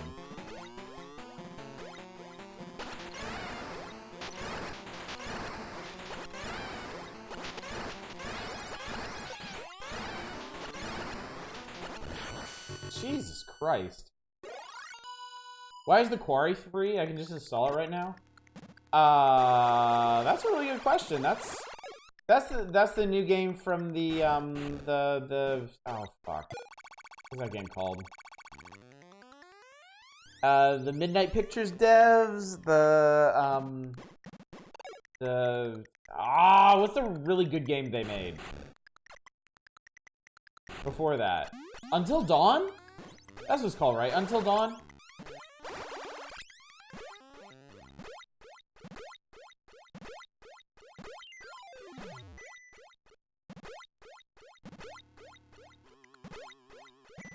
It's a bug. God damn it, Steam. Just a preview. There is a demo out now of Cult of the Lamb. I really want to try that. Cult of the Lamb looks super good to me.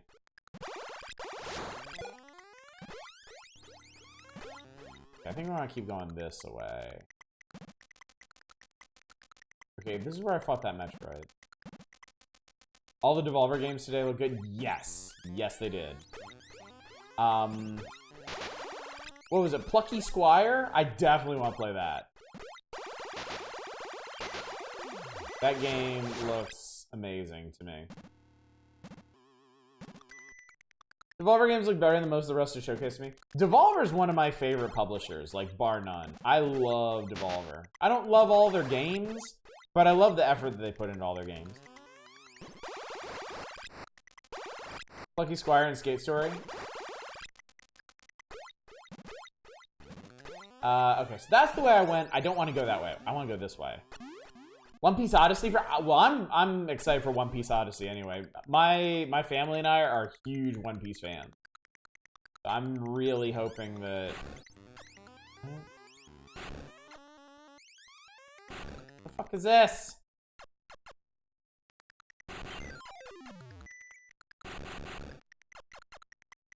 One Piece Odyssey would probably do it more for me if I was more of a serious. Oh yeah, for sure.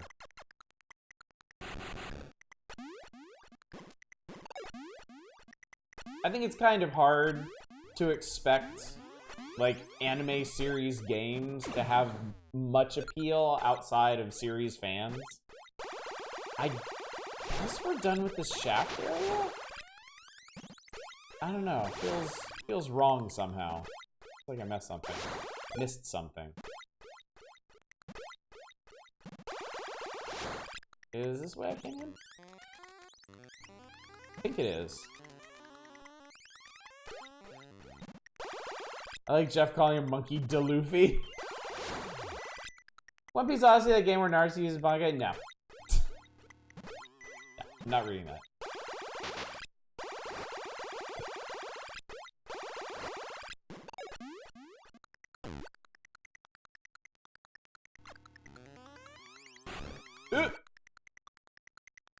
There's probably no point in doing.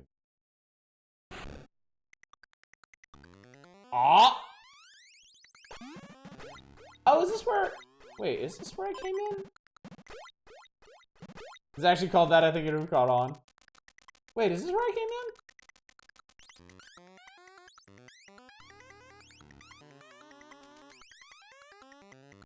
I think it is. Okay, so wait, I'm not done down there yet. You guys are tired of the beat-em-ups and warrior-style games. I was glad to see a traditional RPG. I understand that. I recently tried to play the Pirate Warriors games, and I lost interest really fast. Just not really my scene. Oh, hi. Yeah!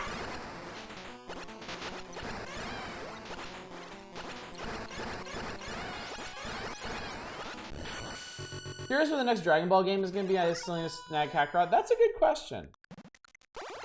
I mean, I doubt they're going to make another fighting game anytime soon, because I mean, they just did. They've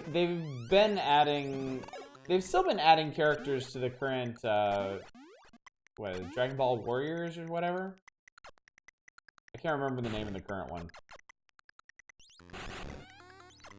So any DBZ, I feel like I've gotten what I want out of it, so I'm good.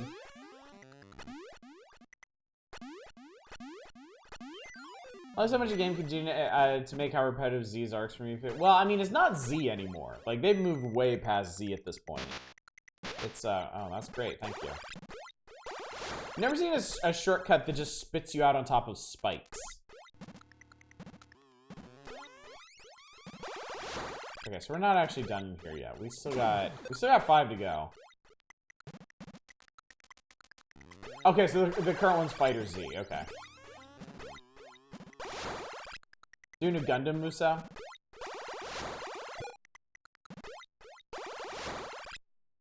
And I'm presuming that's the way I went.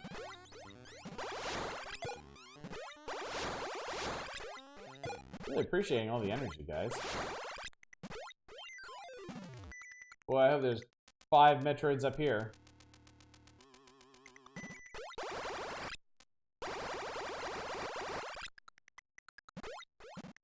Love a Hunter x Hunter RPG.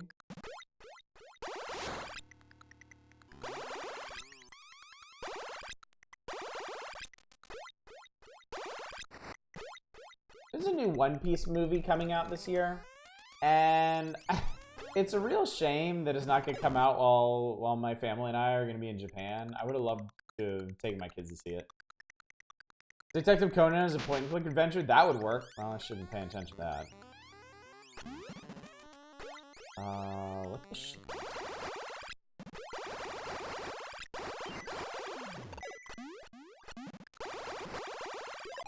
Oh. I have 150 missiles. Again, that's not me complaining. That's me making the observation that I have an absurd number of missiles.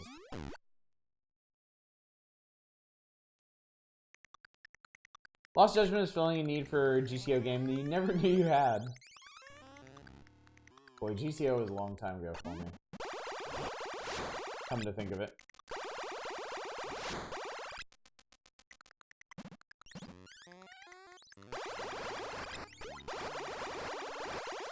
Okay.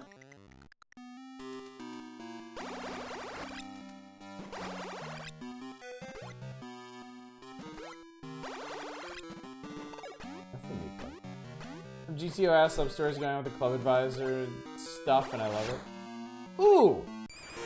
Space jump! Fuck it, why not?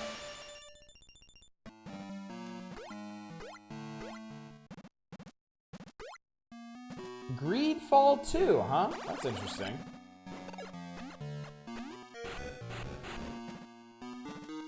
So... that's everything. That's all. I have all the mobility upgrades in this game. I can now get anywhere I want at any time.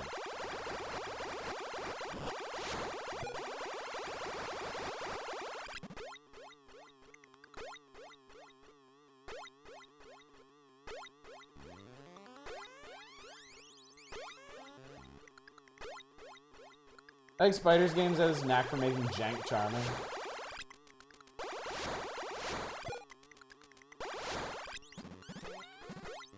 There's a gap in here. I haven't played many Spiders games either. I would kind of like to.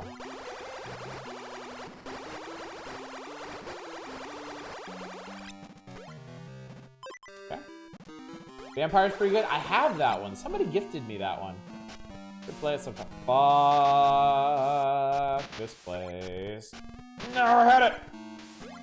Ah, there we go. I somehow space jumped out of that. I don't know how. Oh, hi. I'm sorry, what the fuck?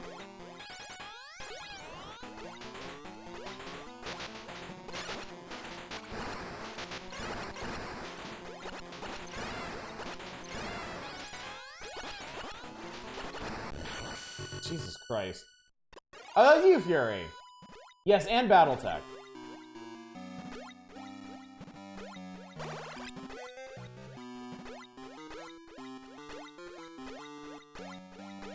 I have a funny feeling that might be...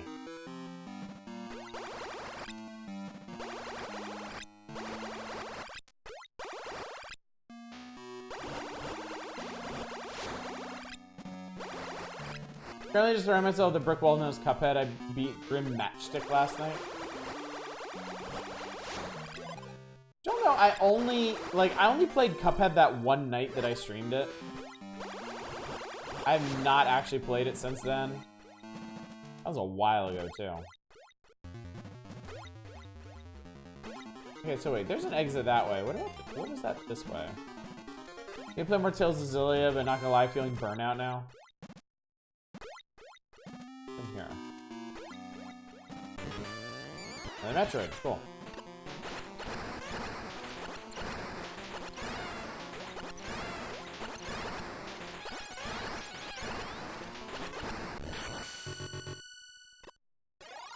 Used to play tabletop Battletech and HBS version kicks my face.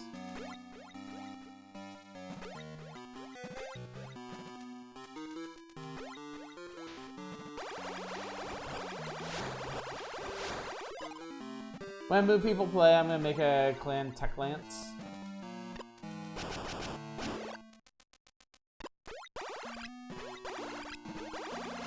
Hit P. Plasma? Plasma? I missed the Spazer.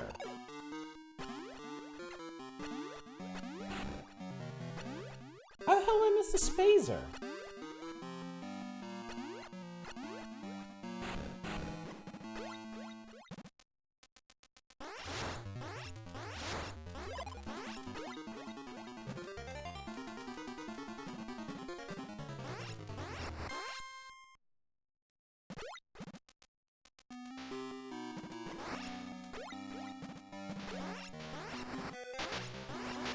Ow, ow, ow, ow, ow, ow, ow.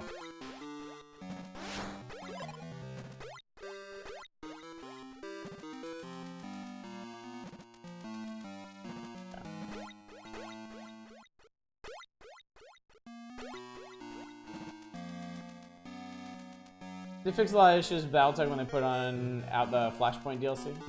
Whoa!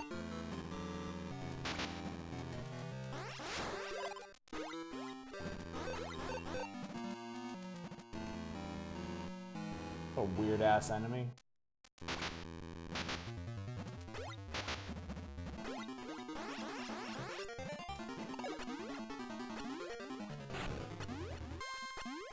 Ah, here we go. Here, wait. Here we go. Okay.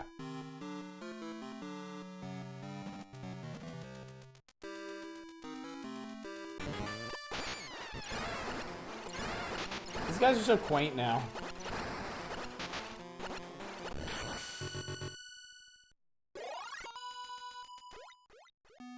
Alright, down to 18. Wait. Oh, a new E-Tank. Just what the doctor ordered.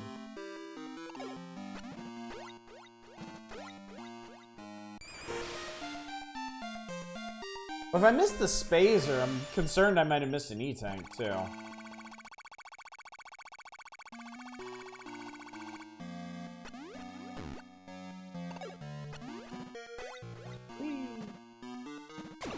Okay, there's still 2 Metroids in this zone. Hopefully we will find them. And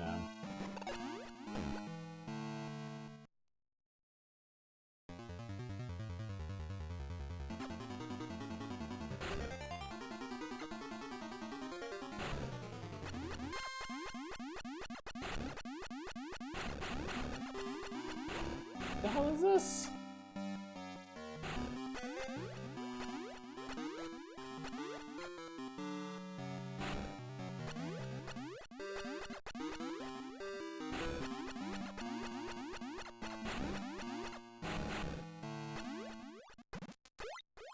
Tubes are weird.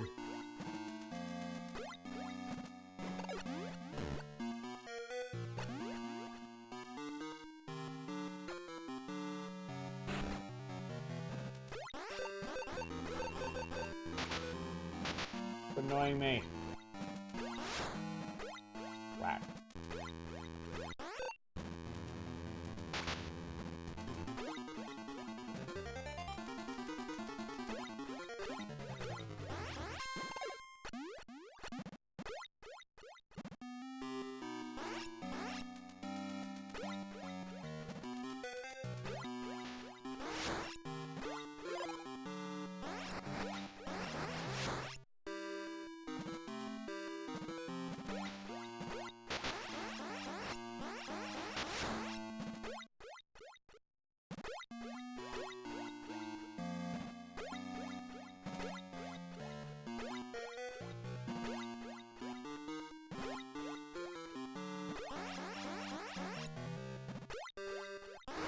Oh, there we go.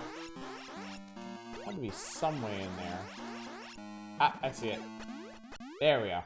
Missiles. Whew! Boy, good thing we found that. Hate to run out of missiles at any point. Oh, shit.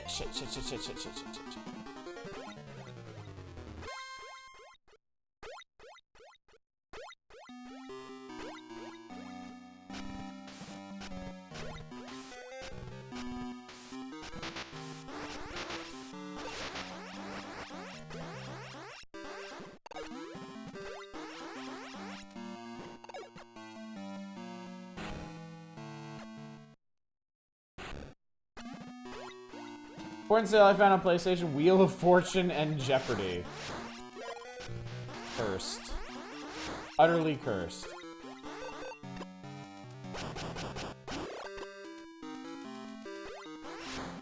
Oh, there's the Spazer. Well, I don't need the Spazer. I've got the Plasma Beam now.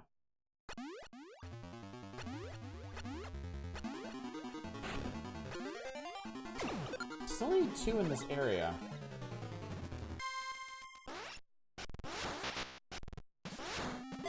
I gotta be honest, y'all are speaking Greek to me. I was a Star Siege kid.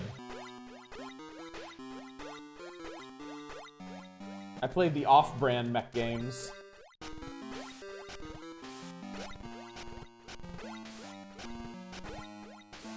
Yeah.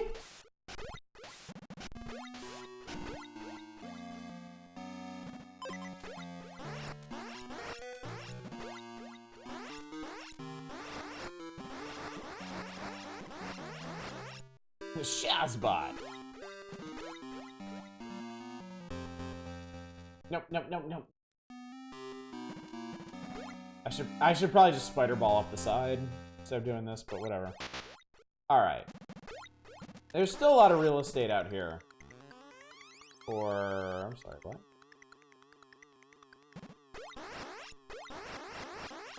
Yep, okay, we're probably down here then. Mecha Talk following the anime talk. God, I love a good Patlabor game.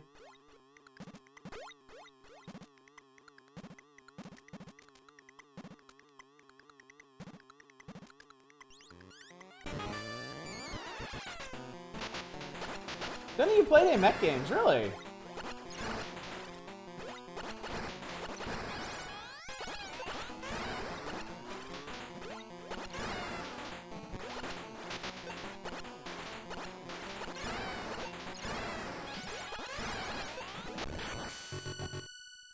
The only Battletech mecha I know is the Shadowhawk, and that's only because they stole Durham's design for it.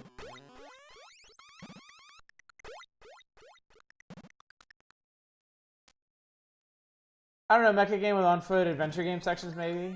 Dad always adored mecha games.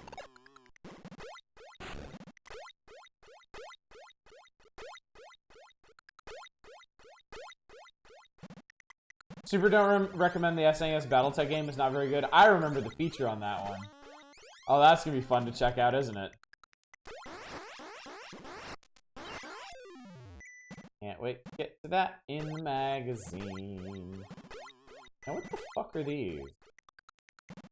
Oh, they're timed platforms, aren't they? Fucking... Can I skip this? Good.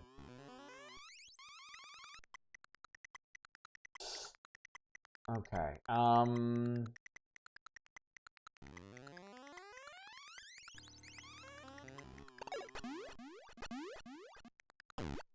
got it.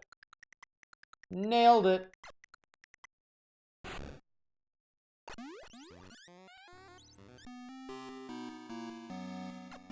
Ooh. Wow, okay.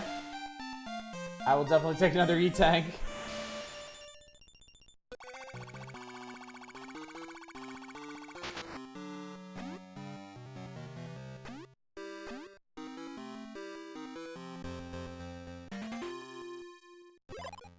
That looked kind of cool.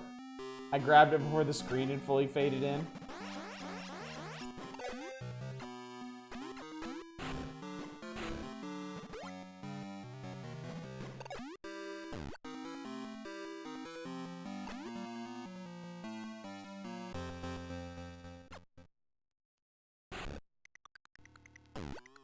All Macross is Robotech, not all Robotech is Macross. Robotech and Macross is really... It's a really bizarre story all the way around.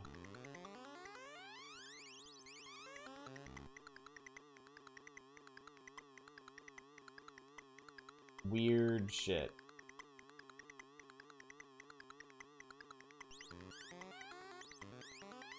I don't actually own a whole lot of anime, but I do own one of the few Macross box sets that were released in the United States. I'm very, very happy to have it.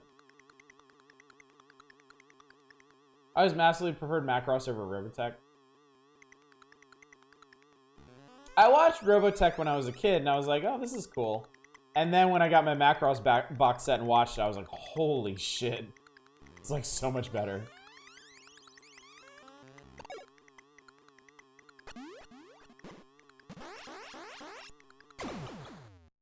Still one. I don't know where it is.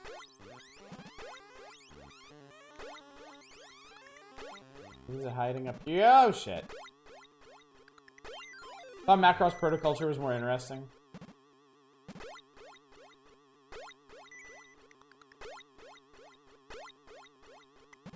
I mean, I think a big part of it for me is I just thought, like... I thought Macross was just better paced, really.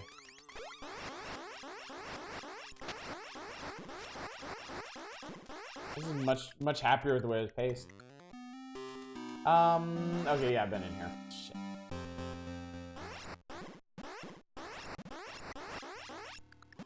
Macross, do you remember Love in both Pat Labor movies or my favorite mech films?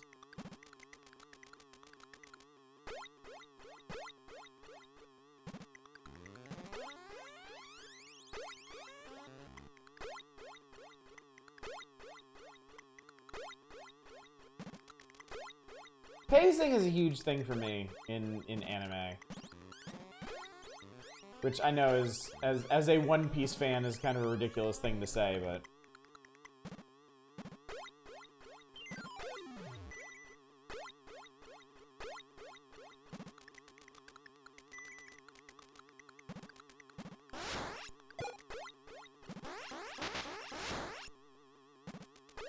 A Pat Labor movies a booger in the US dub.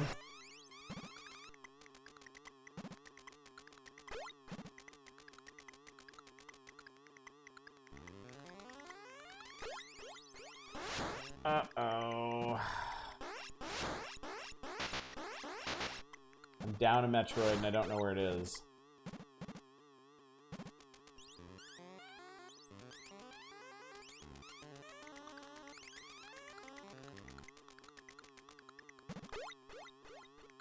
Could it still be hiding in here somewhere?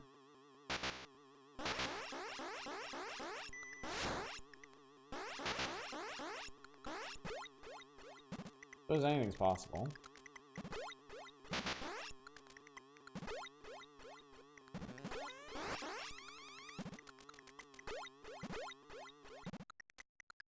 Oh, that puts you out by the spikes. I remember that now.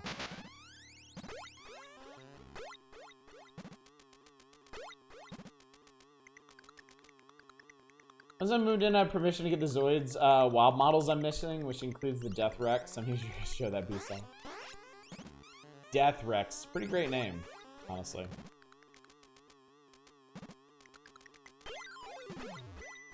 I struggle with a lot of shonen fighting series due to the pace. Yeah. I used to watch Naruto. I used to really like Naruto, and the pacing of that one just killed it for me.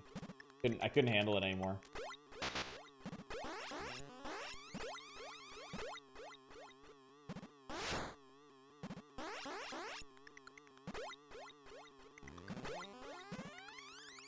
Never had the patience for Naruto. Pretty understandable.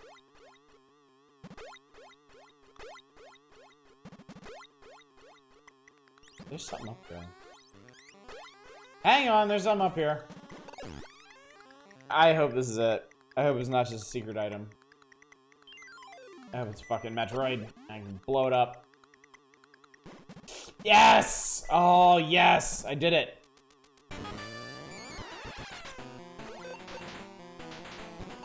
I just have to figure out how to get out and fight it. Wait, there's a passage. Oh, do I have to pass through here? Aha! Ha ha ha ha! Here we go.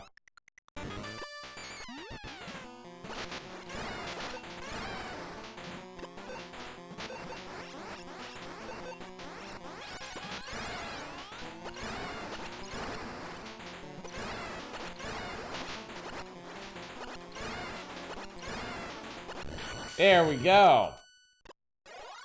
Owned.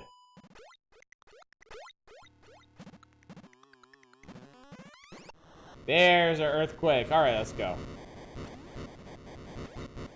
Get the hell out of here. Okay. 16 to go. Right around halfway, I guess, in terms of terminating Metroids. German Naruto is a masterpiece of bad dub openings.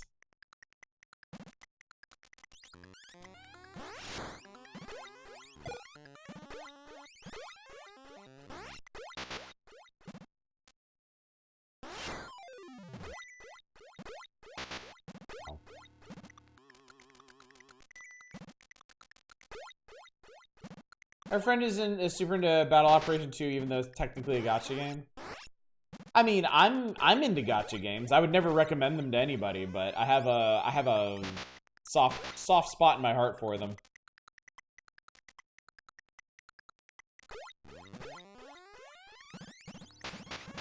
Whoa, that's... Oh, it's not this pool. Hang on, I think I actually remember how this goes. It's not this... we will come back to that pool. But I think for this part, we need to go up here.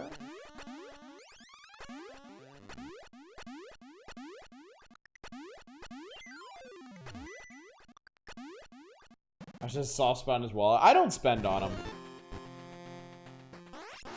The only time I will spend on a gacha game is if I've been playing it for years already, and I'm like, okay, I've spent like exponentially more time in this than I have in games that I've actually spent like 50 bucks on, so. If they have an actual good deal on something, I will occasionally spend money, but that's it.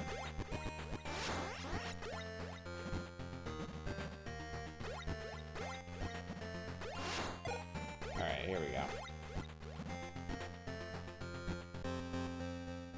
Bomp, bomp, bomp, bomp. Oh! They're little flying octopodes now. Remember the streamers sung $10,000 into Diablo Immortal and still didn't get 5 stars? I sure did! I sure did. If I ever had any inclination anywhere in my body to try Diablo Immortal, that killed it. I probably didn't, but...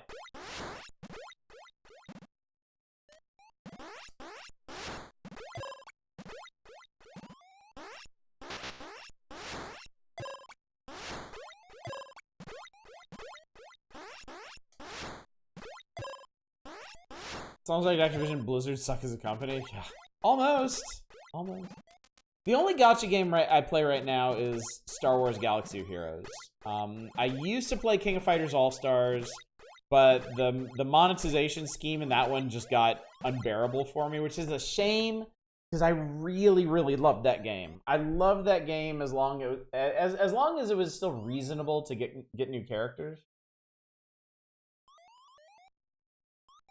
They totally fucked that up. I've tried both of the One Piece gacha games, and they're both terrible in very different ways.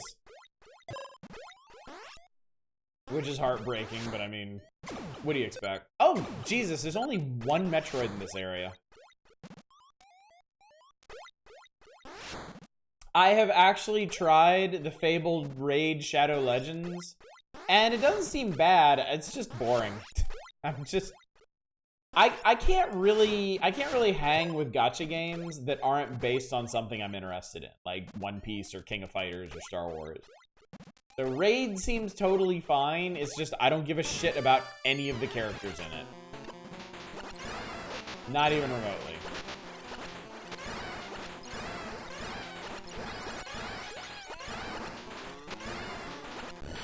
Alright, well that was exciting.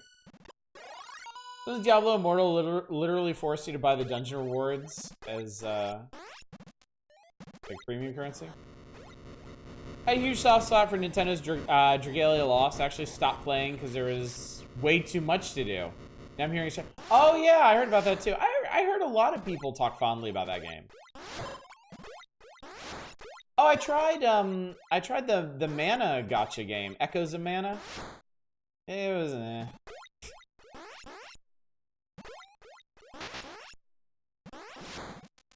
Another big thing for me in gacha games is like clarity of purpose. Like I have to know what I'm doing and how to do it. And like Echoes of Mana is a really, really pretty game, and it's genuinely fun to play. But I do not understand how you're supposed to progress in it, and that kind of killed it for me. Like, I had characters I wanted to work on, and no way to get the materials that I needed to work on them. So, I was like, well, whatever. I mean, Raid's AAA quality graphics and gameplay didn't sell you? No.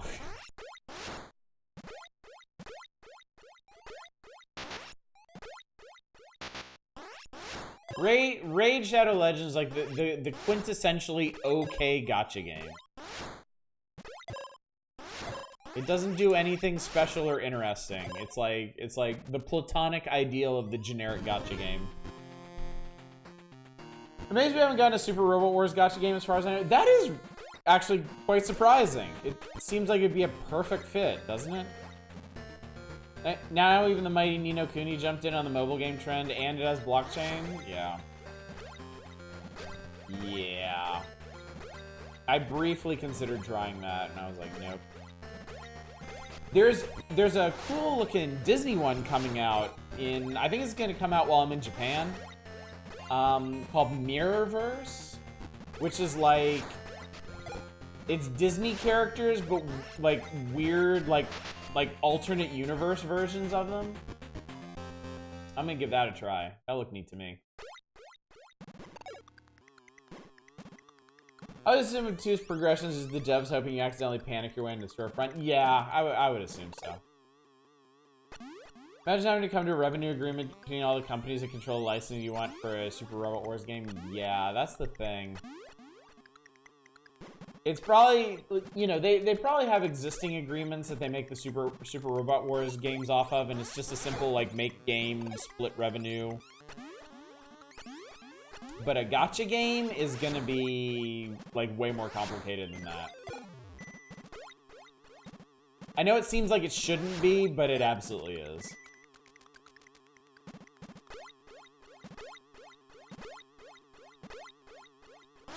Like, I always think it's funny when I see, like, gacha games like doing crossovers with other properties, and once those crossovers are over, they're, like, gone for good, and people are like, why don't you bring this back? Why don't you bring it back? You'll make a ton of money. Because the licensing. It's because the licensing agreements are so insanely strict and onerous. Oh, there's only 2 Metroids in this part. Like, King of Fighters All-Stars did a, like, I think their first crossover was Tekken 7. And I was lucky enough to be around for that one. And the people who missed it are like, bring it back! And I just wanted to shake them and be like, they can't. No matter how much they want to, they cannot. It's part of the licensing agreement. I completely forgot this had moving platforms in it.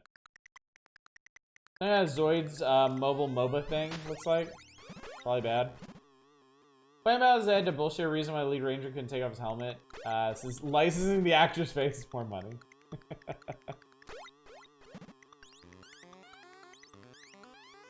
Everything crossovers, I think that Star Ocean mobile game crossing over with Persona absolutely butchering Star Ocean 2's battle.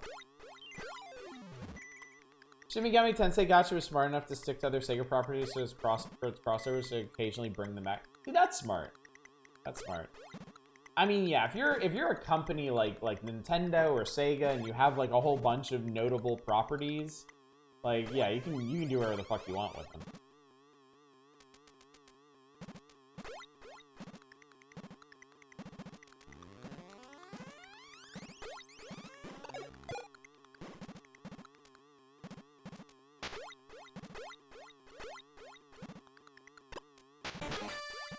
An alpha. Actually, now that I think about it, I think the second, so those are alphas. I think the big lightning spewing ones, I think those are gammas actually. I think it goes alpha, gamma, zeta, omega. I think.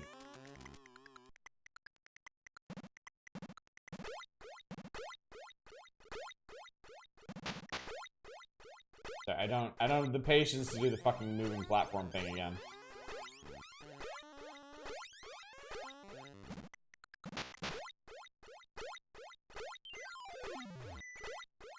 As a peak patience for tedious bullshit and also had a rapidly developing addition to SMT. Even then I couldn't stick with SMT MMO.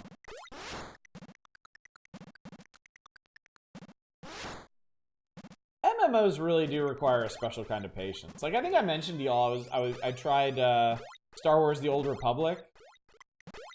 Yeah, I punched out of that real fast. I don't think I have the mindset to play MMOs anymore. I think I just don't care. I don't want to play games that are gonna require me to like log in and do specific shit like every day. Like I know I do that for my gacha game, but I can like it takes me like 5 minutes. I'm done.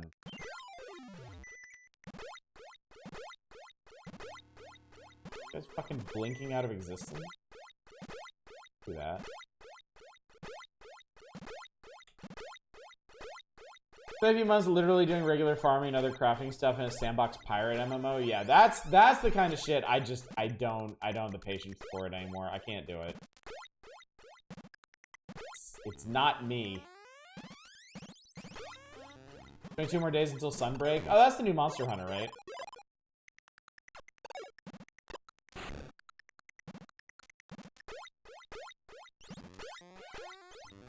Okay, that's...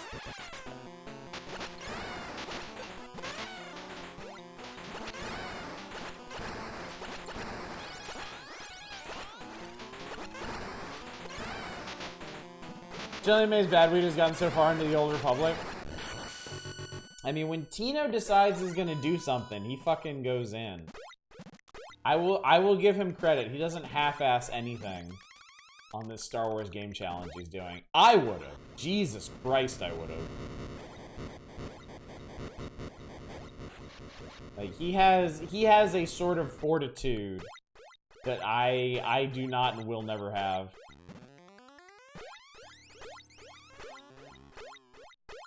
Voyage Century Online. Pirates of the Burning Sea was such a massive letdown.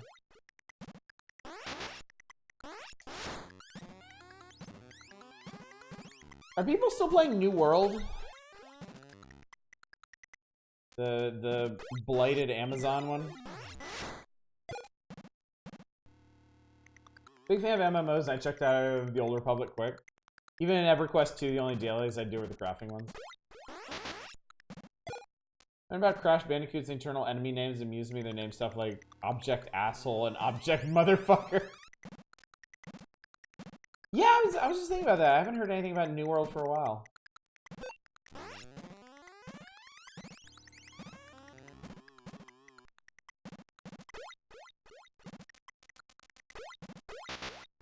Ow, ow. POTBS? Oh, Pirates of the Burning Sea.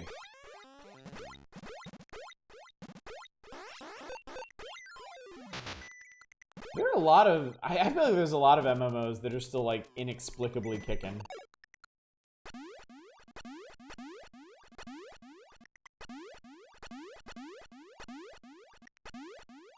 I played one a long time ago that actually did die, and then some new publisher bought the rights to it and said they were going to bring it back and never did.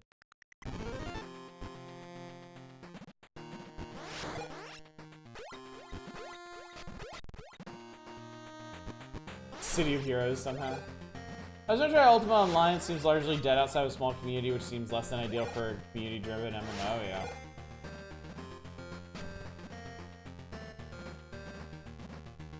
Okay, I think we're going back this way, and then down here, I think. Yeah, this is new. This is like the one part of the game that has actual backtracking. Yeah, Hellgate London. If Hellgate London can come back, anything can come back.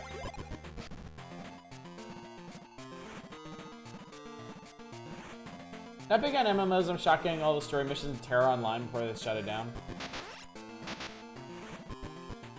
I think that's the big tragedy of MMOs, is once they're shut down, like, that's it, you know? You know, there's all kinds of you know, defunct, out of print PC games that you can download from somewhere and still experience. You know, you can grab ROMs for pretty much every console game under the sun. But an MMO, like, once they go down, unless people are determined, these are weird looking. Once folks are determined, unless folks are determined enough to do private servers for them, they're just gone. And I think that's a real tragedy, you know? I wish video game preservation was something that, like, the industry as a whole took seriously, instead of a lot of big publishers being, like, actively against it. Give up on Warframe, I can't deal with the insane grind anymore. I really enjoyed Warframe for the bit that I played it. Admittedly, it wasn't a lot, but I did enjoy it. And it was before they started branching out into all kinds of weird genres and content and stuff.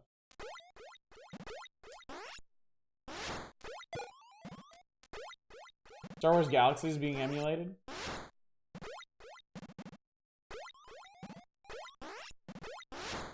I agree with Ross, games as a service should be a crime. I disagree with that.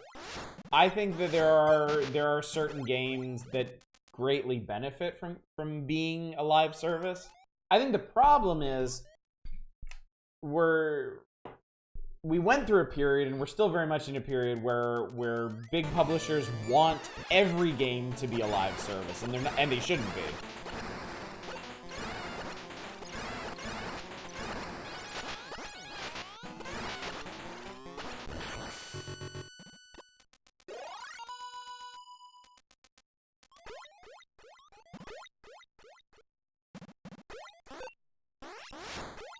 Alright, we got 6 more in this area, so it's another significant area. Everyone looks at Bungie Destiny 2 and goes, we want that? Yeah, basically. Publishers holding so many cards is a crime.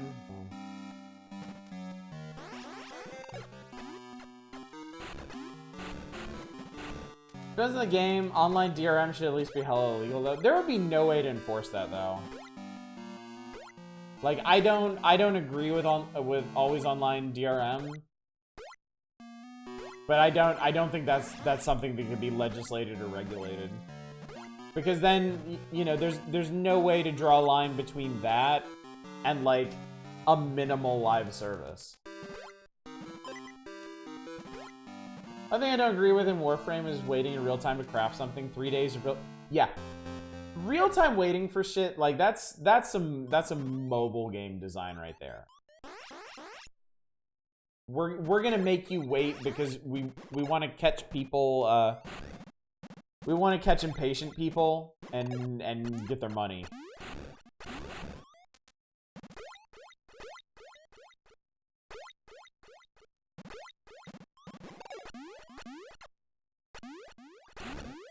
Always do whatever in the mean. The problem is there's no point to it. There's no reason to do it other than to get impatient people's money.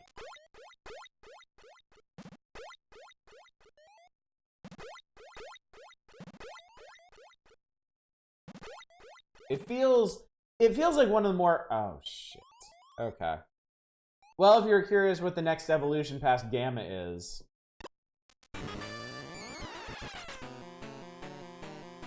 This little alien! This little alien thing! Oh god, I don't remember how to do this. Oh god, these things have a pattern and I don't remember what it is. I think the pattern is fucking pump missiles into them and hope you don't die first.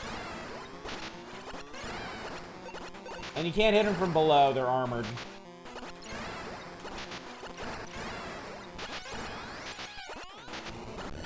Okay, now we're getting in the real deal shit. Zeta Metroids are nothing to fuck with.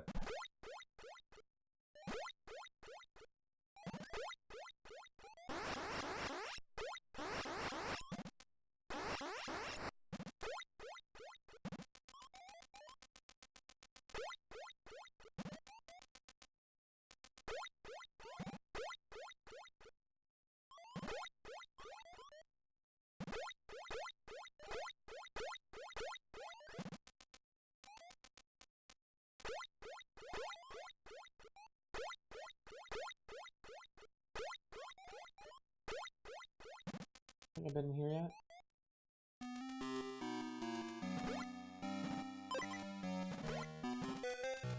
Wait, is this where I came in? I think this is where I came in. My brain. My brain! Just don't like them adding yet another paid currency. So they have multiple premium currencies in Warframe now?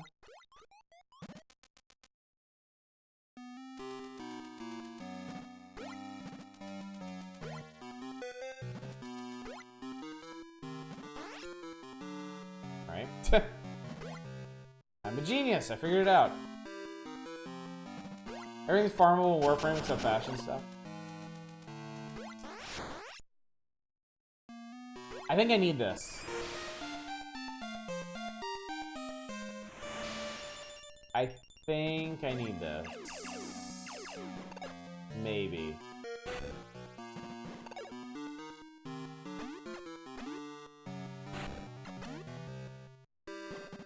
Flat, which is for most things, and they added Arum for specific items. They're brave from Guild Wars 2 until I move, so me and my friend up here can play that and have co-op games to play.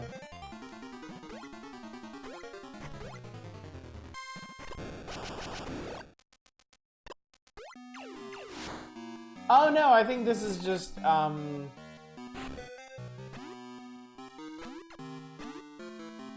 okay, I was wrong. They just have a big showroom of the different weapons here. I didn't mean to do that. Well, I can show you the spacer at least.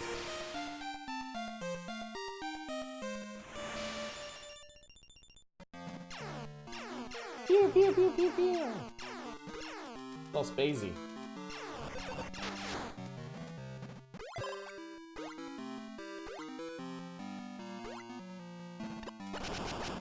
I get the plasma beam back. You think he'll beat us tonight? I don't know. I don't know. We're fast approaching that point where it's like, if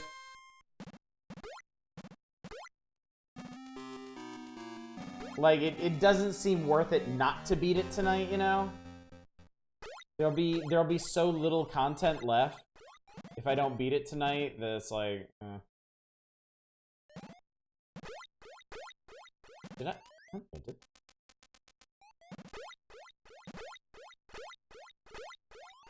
I know what you're thinking, but I think this is a different one. But yeah, this is a different one. This room's much longer.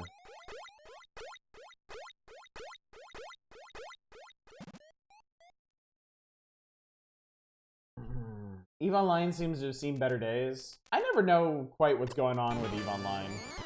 I played EVE Online like 10 years ago, and I had a really good time with it.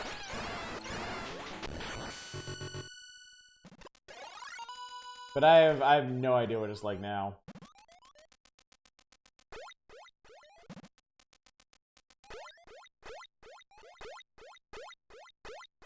Just do a second stream night, and when you finish this early, have the remake lined up to go. Well, I mean, my original plan was I assumed this was gonna take more than one night. On Saturday, like if we do end up continuing this on Saturday, after I finish it, it'll just be normal power hours. I'll just go back to the magazine.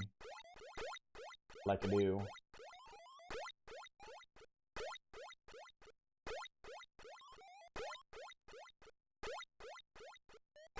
This is quite a pit. Wow.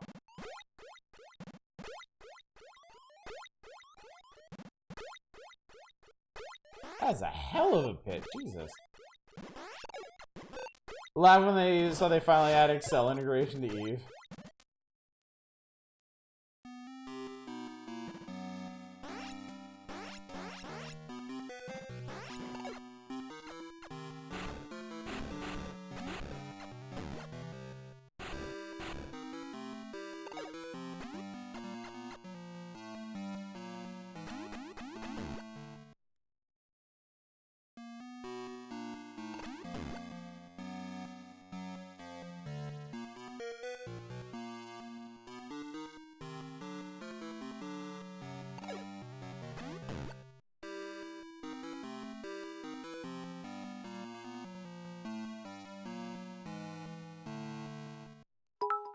I don't know how the fuck this is supposed to work.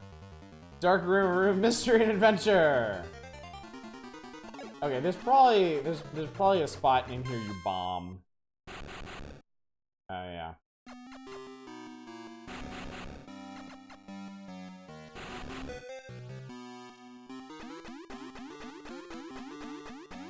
Oh.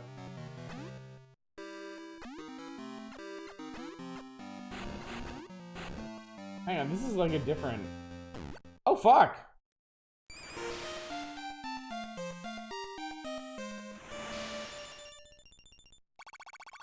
The missile's kind of whatever, but, like, yeah, I wanted that. I wanted that real bad.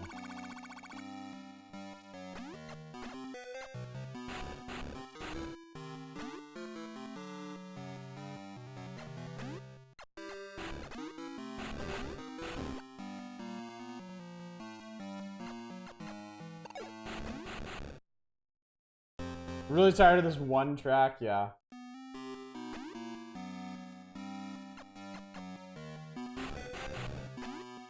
The soundtrack has a thing it does, and that's about it.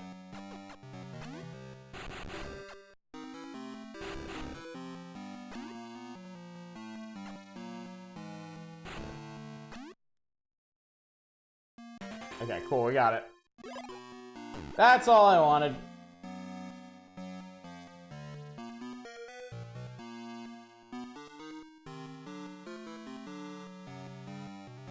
Sound speedo is probably meant to sound wrong in Alien, just sounds wrong and incorrect to me.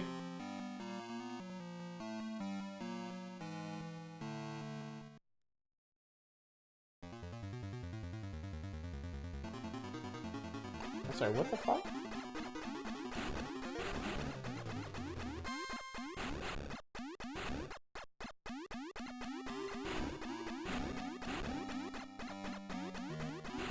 I'm stuck, I can't get out.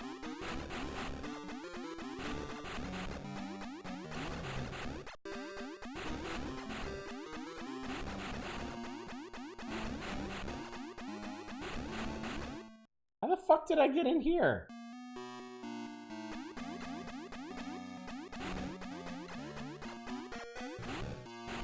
Okay.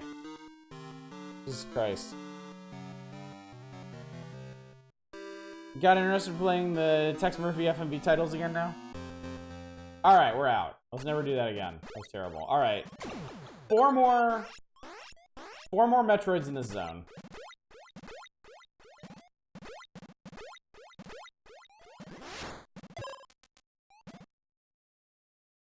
And the pit over here. Shit. Hang on.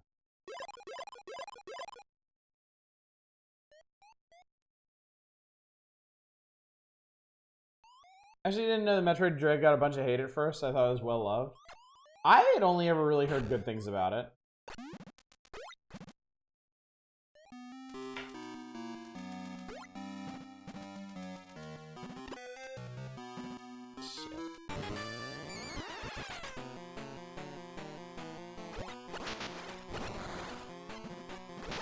Oh, that's right. They can clip through walls. Fuck.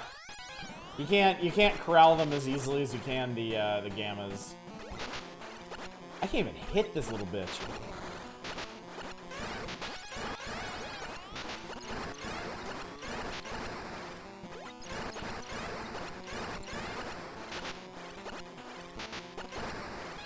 Damn it.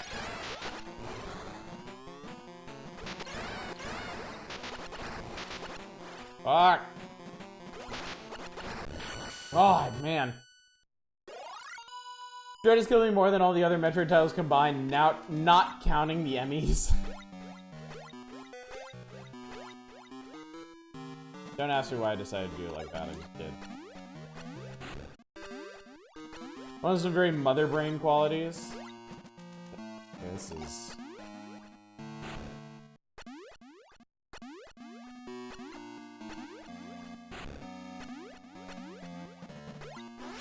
Aha! Screw attack.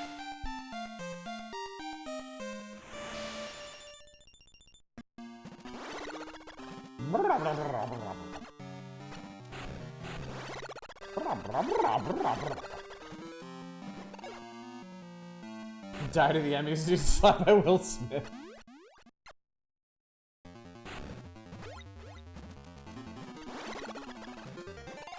Hey man, such an angry slap can kill. We have to take this very seriously.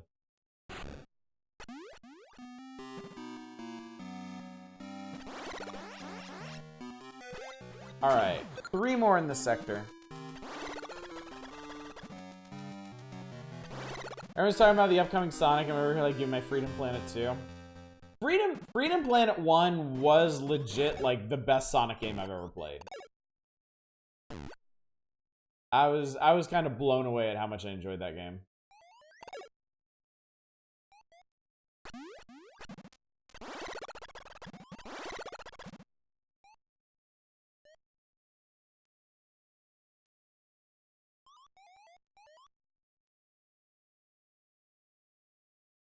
Jesus Christ.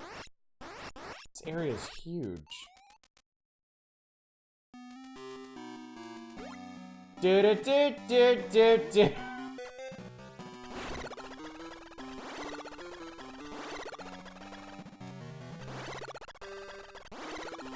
This is the way I came in again? This is the way I came in again. Fuck, okay. Alright, alright. So I think now is the time on Sprockets when we go around the outside of the room. I only actually enjoyed Freedom Planet as Lilac for some reason. This one song is 40% of the Metroid 2 experience. Accurate, unfortunately.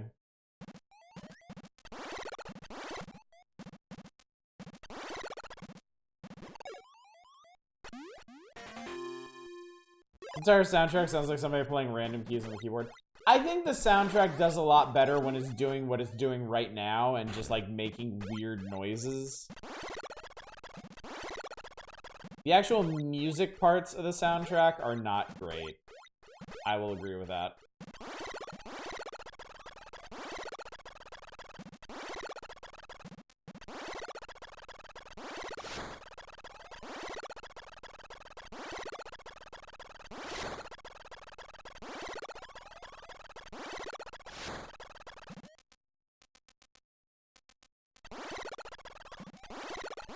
Yeah, I like the weird ambiance stuff a lot.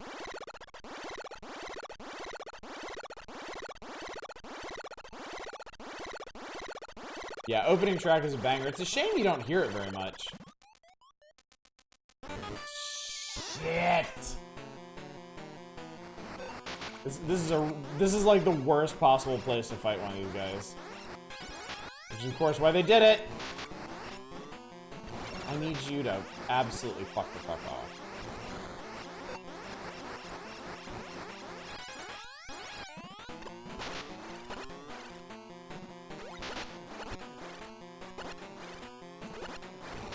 There is a pattern to fighting these guys, and I used to know it as a kid, and I don't anymore. They kind of swoop around. Yeah, they swoop around.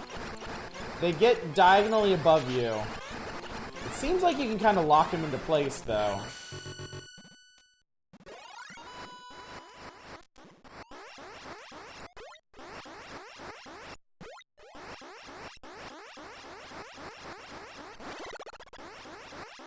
Unfortunately, Screw Attack doesn't get rid of any of this material. Ow.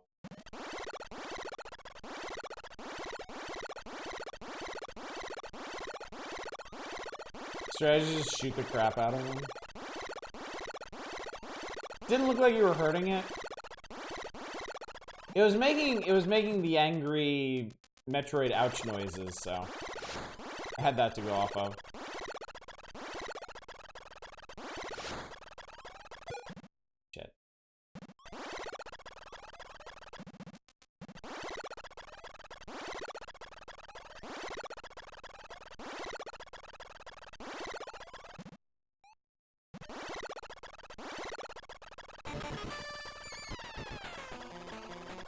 Shit.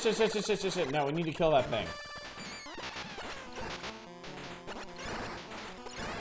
Yeah, that meh. The Zetas still make that noise. They just don't flash like the other ones do. Shadows, thank you for the bits. I think I forgot to thank you for the last one, but I do appreciate it. No. I want that.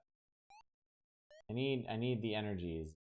There we go. Thank you. Missiles or whatever, but energy, I need that energy.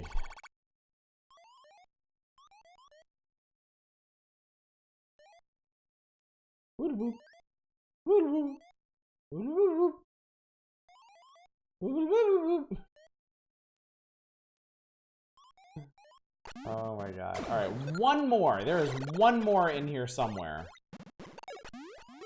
I was forgetting you know about Metroid fight. Technically, yeah. Alright, I think this last one might be up in the roof of the main room here. I don't think I bothered to check up there.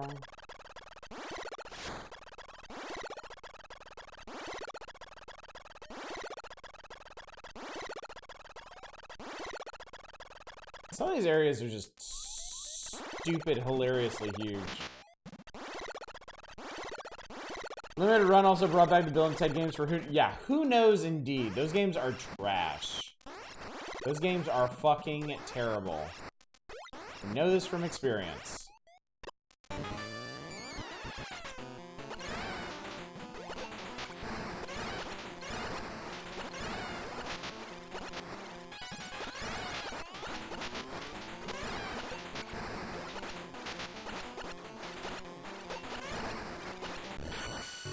All right.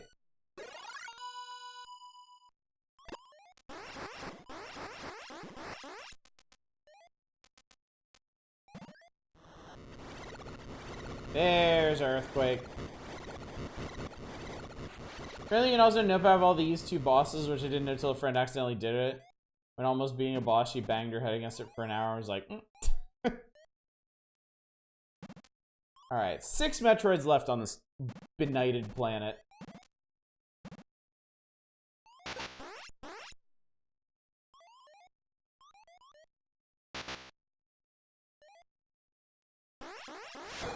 There we go.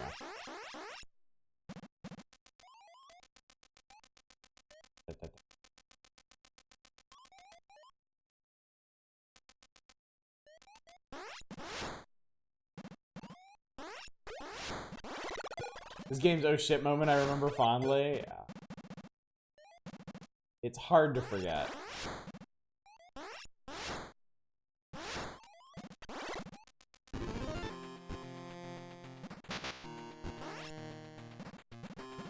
Alright, down we go.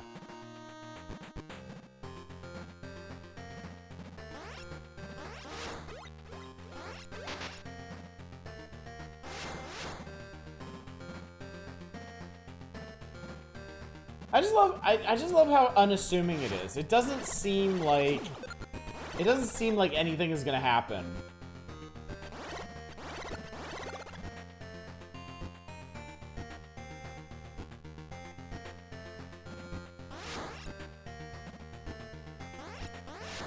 Except Brian and I would take turns playing this and both got there and both like, oh wow, yeah. It's quite a moment.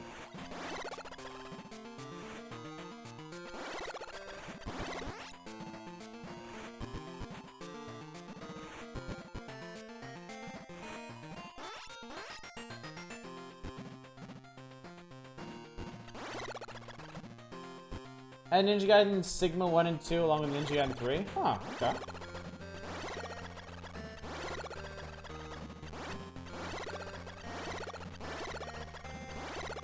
Blah,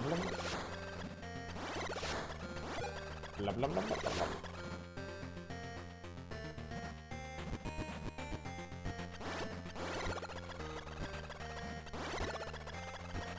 Hang on, what's this one?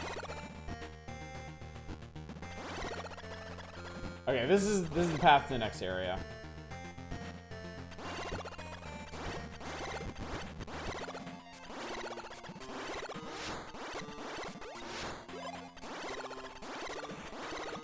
At least we actually get to listen to this theme now for a bit. That's nice.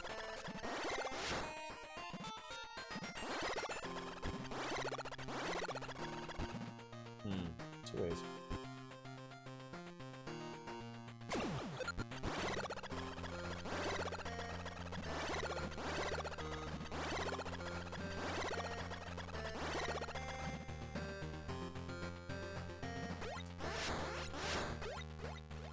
This doesn't feel right. This feels like I'm going back up.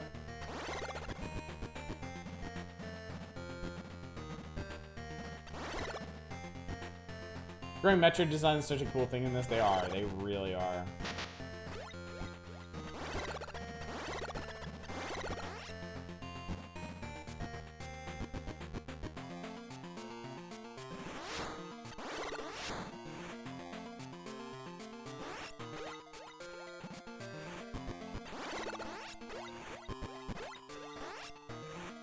Using my mind, I don't remember how this works.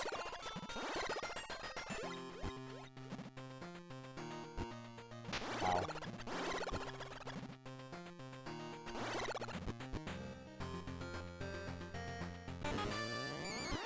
Oh, it's an alpha. Okay.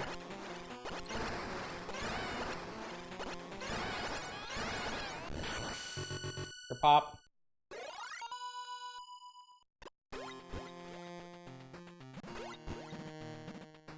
Two shells, though.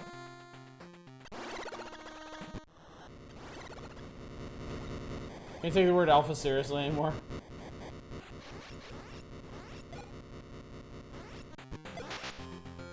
If bros ruin yet another thing for you.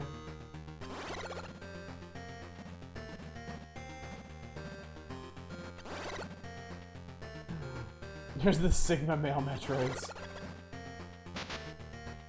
Oh shit, shit. I don't do that.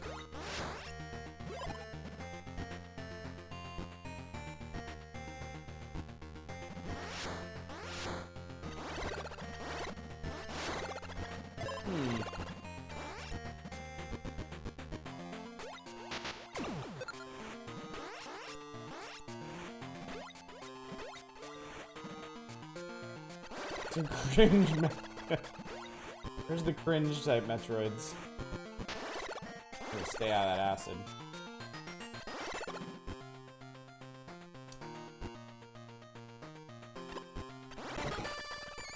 This is an Omega Metroid. Can't shoot him like that.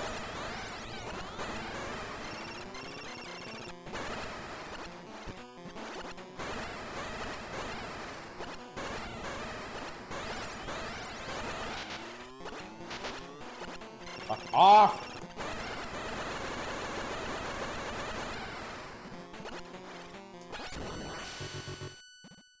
Omegas and Remake are such a fun fight.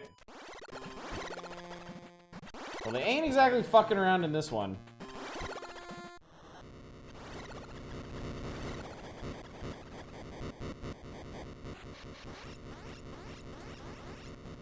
I got really lucky that one got stuck on my face and I was able to just slam missiles into it.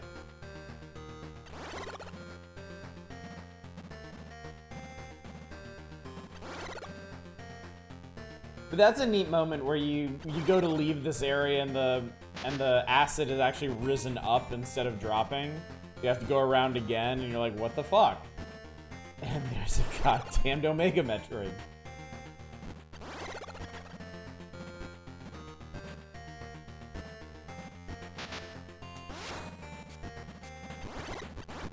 Mutant Omega Fusion is more memorable though. Yeah, that thing is insane. That thing is super weird.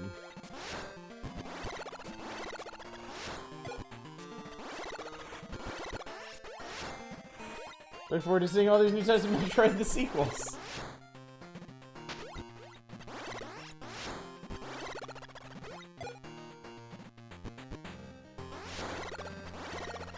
It's kind of interesting how the Metroid games will come up with all these new concepts and then like freely leave them behind to pursue other ideas.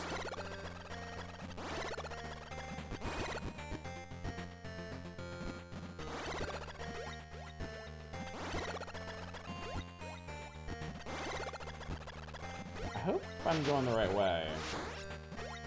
I should remember offhand. I know there's a branch to the left that we need to take at some point.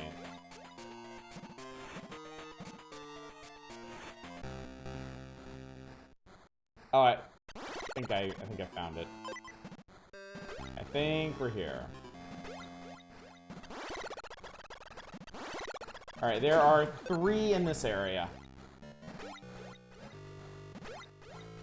Game needs a demake, Atari 2600 style.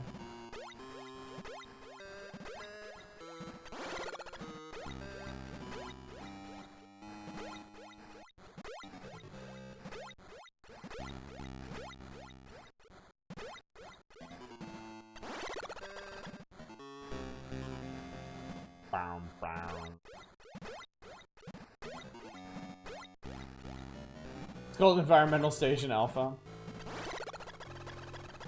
Here's where the series will go after Dread. Guess we'll see in 15 years. So they finally brought back some tiling from the original Metroid. In case you're missing it.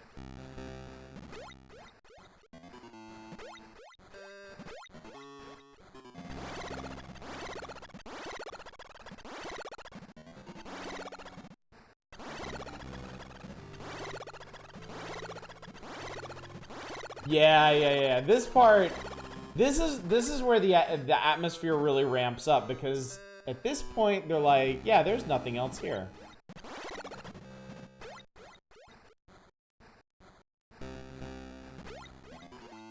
That is a cool little bit of detail.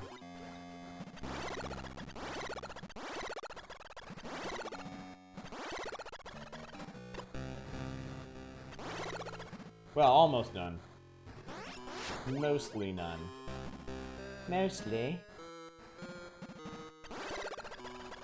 This is where you can find a Chozo statue with his head ripped off.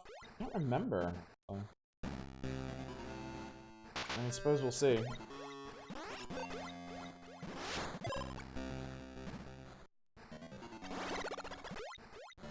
Ow.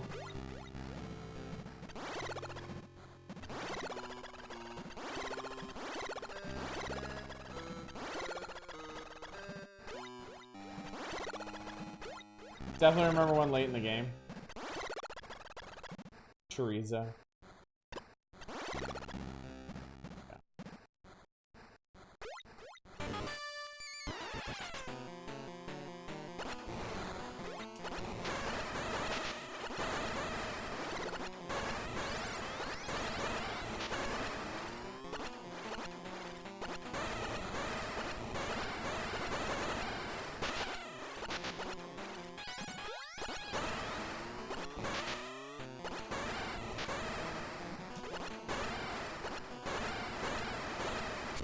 These things are absolutely horrifying, don't get me wrong.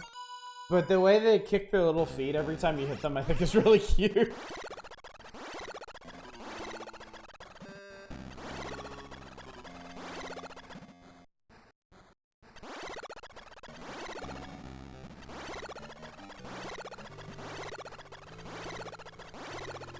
The 3DS remake always annoyed me because it totally missed the nuance of storytelling, and when all you ask is flood the final area of the enemies, what's an environmental story?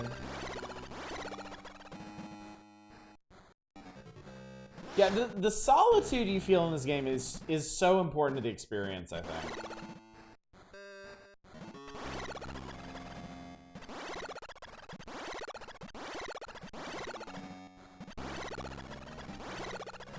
I think I admit it's probably hurt a bit by the repeated rooms. Like, I feel like these approaches to the Omega Chambers would be more impactful if they were more unique instead of just the same column rooms over and over and over again, but you know.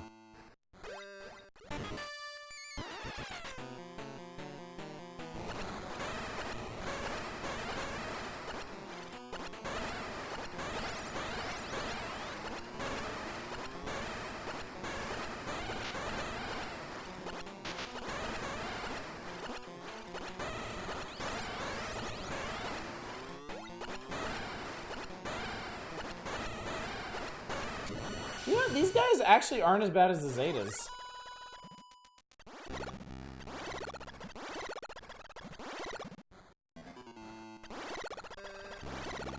The Zetas were like a lot more random in how they approached you.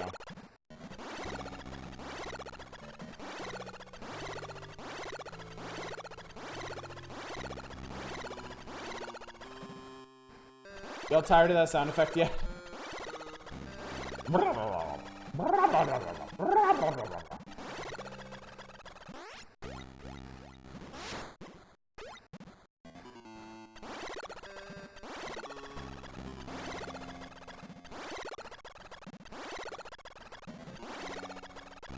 Zetas just scream "Lol monkey cheese" or something.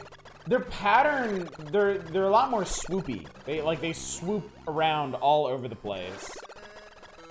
It's kind of confusing. And hard to get them locked into a pattern like you can with the Omegas.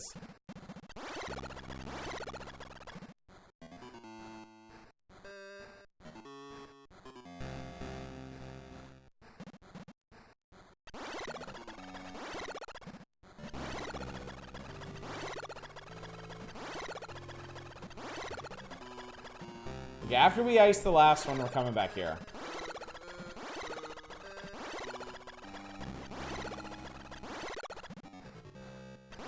I guess we just need to go up higher here.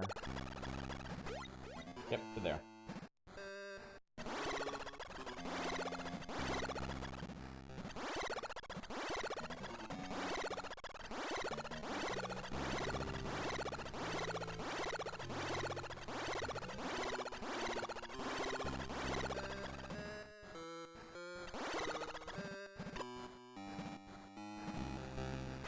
Yeah.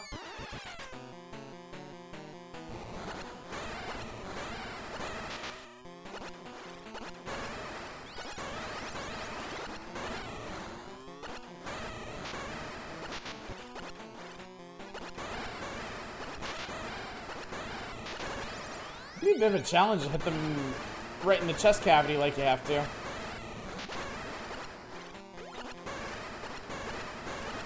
There we go. Alright, we got it! 1 Metroid remains. Omegas have little dangly puppet legs. Because for some reason, like, their evolutionary path takes them towards humanoid. When, as we all know, they should be approaching crabdom. All things in nature eventually become crab.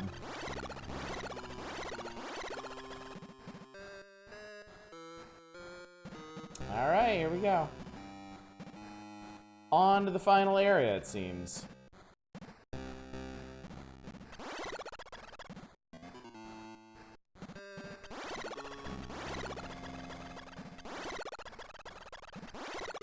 Metroid 2 rejects Samus' return to crab.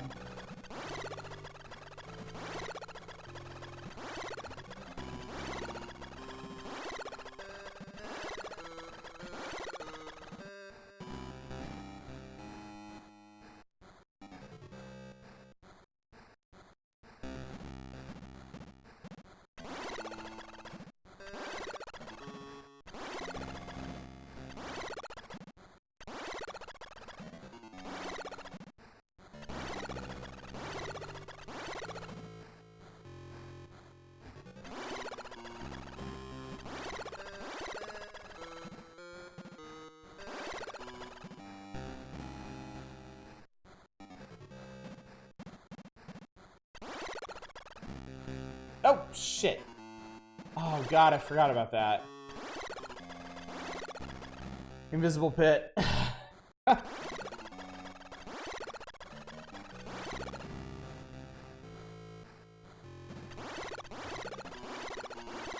They give you the space jump, and fuck you if you don't use it everywhere.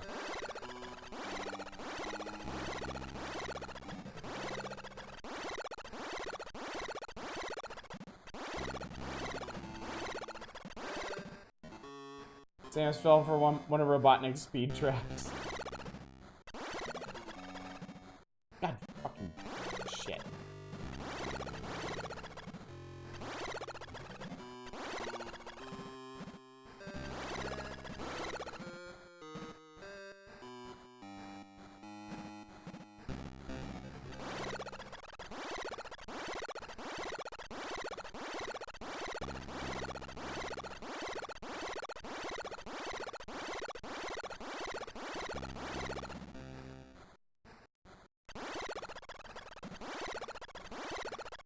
Ridley's diabolical traps.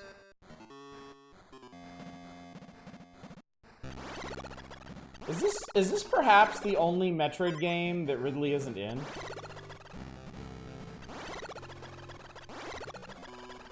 We're obviously going up this way. Okay. If I remember correctly, there's something in here we need really badly.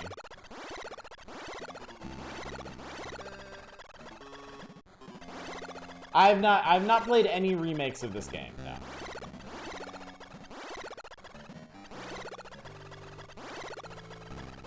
I've only ever played this game.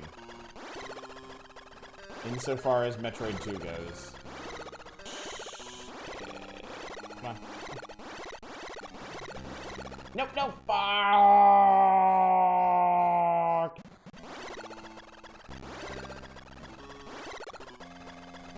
He's not in Prime 2 or Dread? Okay.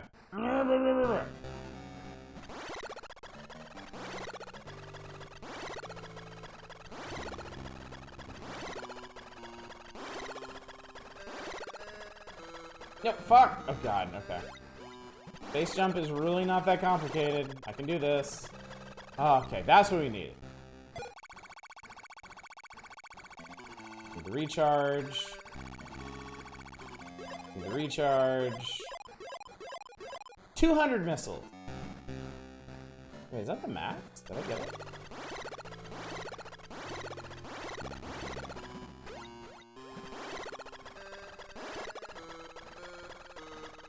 I don't don't think it's this yet.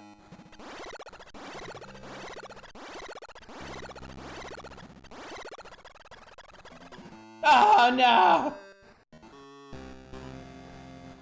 Fuck!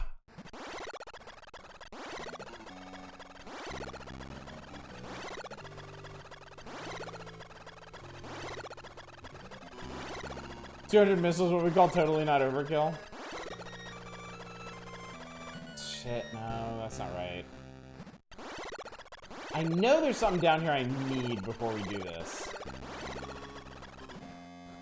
It must have been that middle one.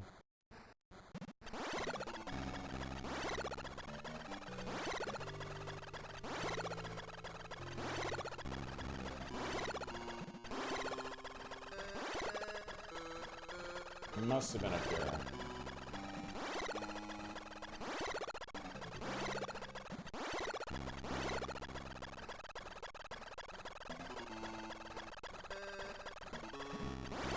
What we in the US would call a good amount. Ah, here you go. Here's your headless Chozo statue. Yep, need the ice beam. Kind of love how foreboding the title theme in this is. Yeah, definitely. Every moment a triumphant melody would start in any other game. Yeah, they do a really good job of building up the end of this game.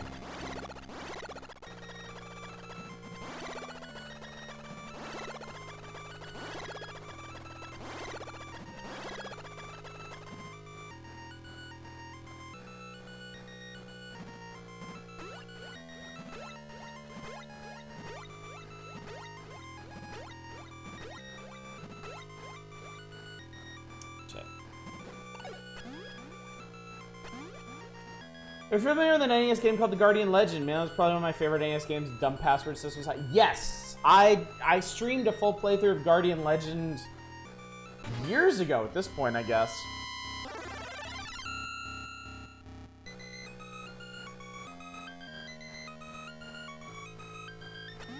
Did you notice the Metroid count?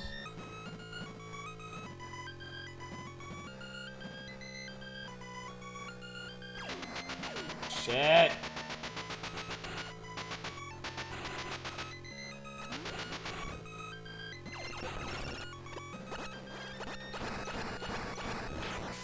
New here? Well, welcome.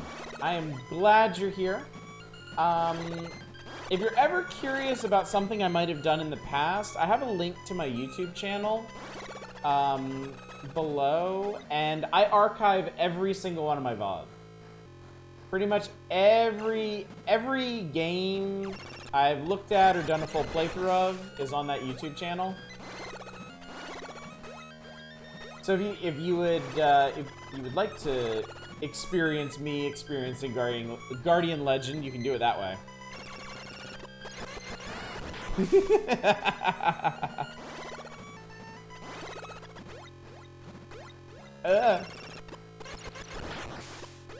But I really enjoyed Guardian Legend. I thought it was fantastic. I was shocked that I had slept on such a good game when I was younger. Shocked and ashamed, I say. Other classic. Yep, just like Faria. Just like, oh shit. Let go. Let go, you bastard thing. Oh god, okay. Alright. Alright, 3 left. We're doing good. Oh, shh. Oh, okay. For a second, I thought the screw attack went through those little diamond things, but it doesn't. Oh, shit. So sad I missed most of Faria. It was a fucking party. Ah! The Metroids in this one are actually a little hard to deal with. There we go.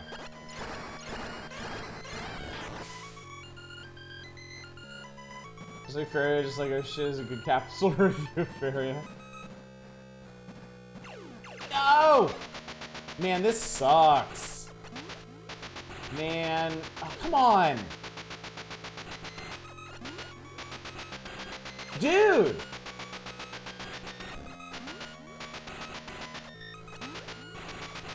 This guy will not get the fuck off me. There we go. God Christ, this... Okay, this could be really bad.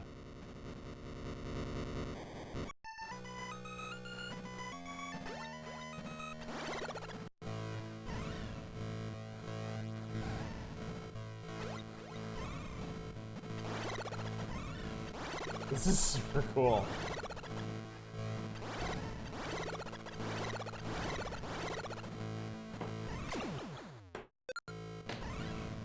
This is one of the most amazing moments in any Metroid game, I think. And I think this right here is a big reason why I like this game so much.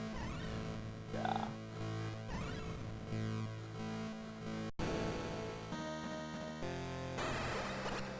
There's a Queen Metroid! She's gonna fuck you up! Actually, she is absolutely gonna fuck me up. Oh, you know what? You know what? You know what? I just remembered, we can get the hell out of here if we need to. In fact, we need to. Cause yeah, I'm not gonna beat her like this. We'll go around.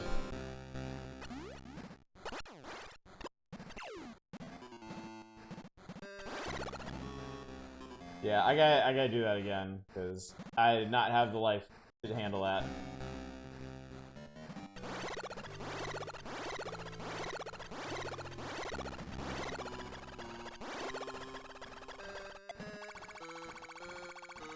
Yeah, rip our UI. Probably the analog pocket doing that.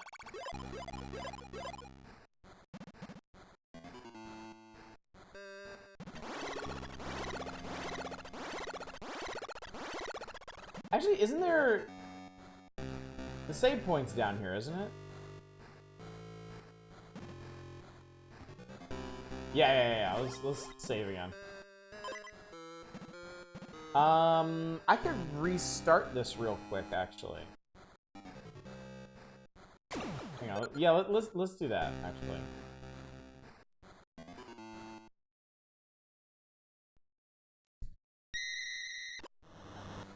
There we go. Much better. Like how the save text stayed there for a bit. Playing Guardian Legend on Rock NES until Ninty got rid of all the ROM sites. Oh, really?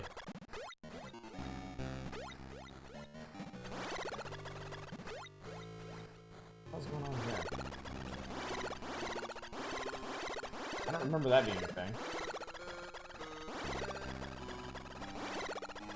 I have a Guardian Legend cart that I bought off of eBay. That was before I got the big flash cart that I use for our Power Hour streams now. This that I'm doing right now, this is on an analog pocket with an original Metroid 2 cartridge. I don't have a ton of original Game Boy games, but when I do have them, I like to use them. I like to make the most of them.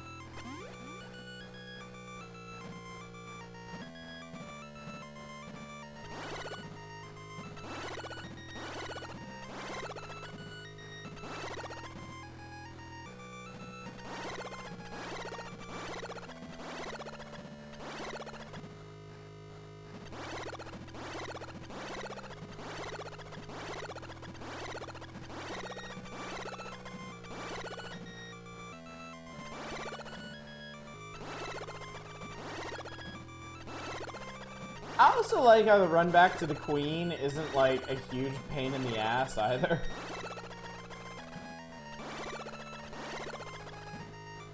The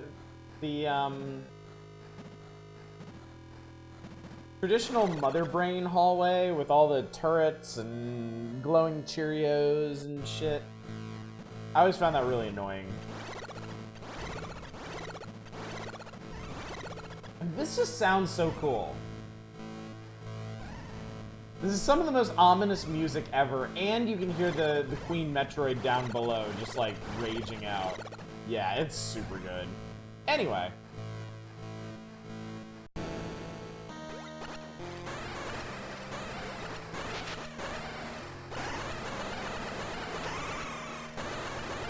So that's what you want to do. If you can hit her with her mouth open the second time she dives at you, you can freeze her.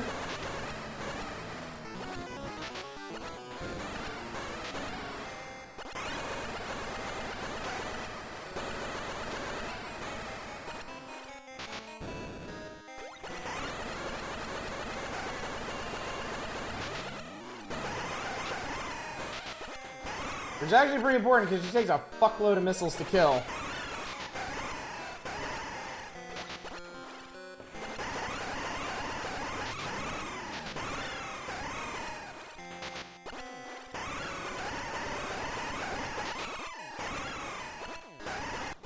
There we go.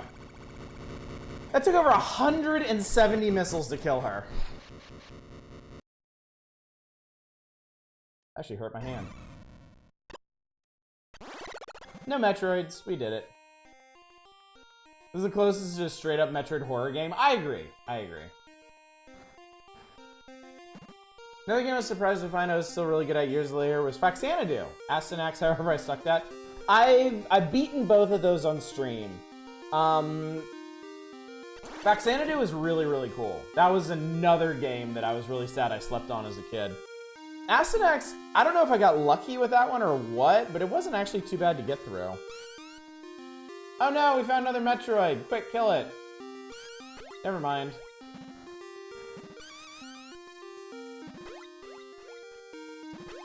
How quiet this ending is, now you're forced to genuinely reflect on what you just did and if it was right.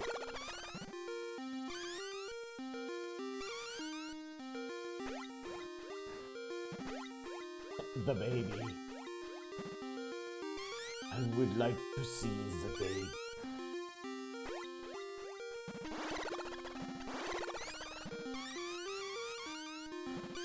It's a very nice touch that you can't actually escape from the planet without the baby's help.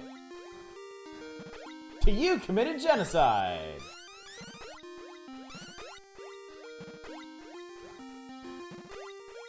You gotta see the baby. There we go.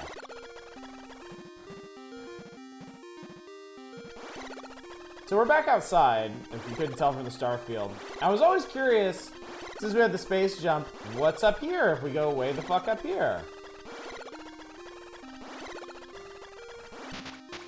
And the high atmosphere of SR-388 will kill you. So fuck that noise. The diamonds are some kind of vegetation. Yeah, or some kind of, I don't know, like food stuff for Metroids. That was acid in the sky. I like that. I'm just going back the same way I went. That's stupid. Looks like the new Saints Row is more Saints Row. That's not such a bad thing, especially after years and years and years of no new Saints Row. Maybe eat it! Eat our way to freedom.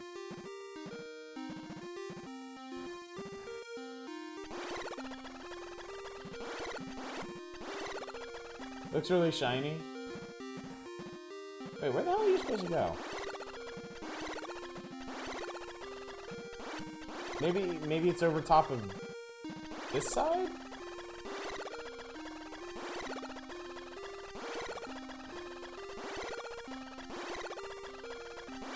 Ah, it's this side, okay. My bad.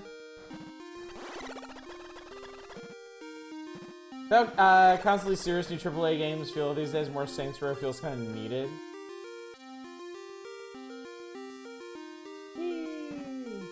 It's our ship. I think if you try to go back, yeah, everything's caved in.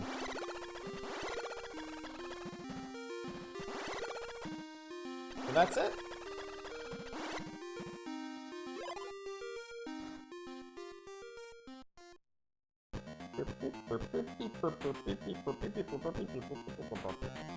Run, Samus, run! And that's it!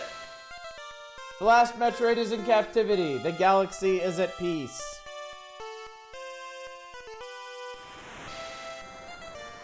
If you're gonna reach that ending, you can actually, you can, but obviously because of the crystals, you can't do it backwards.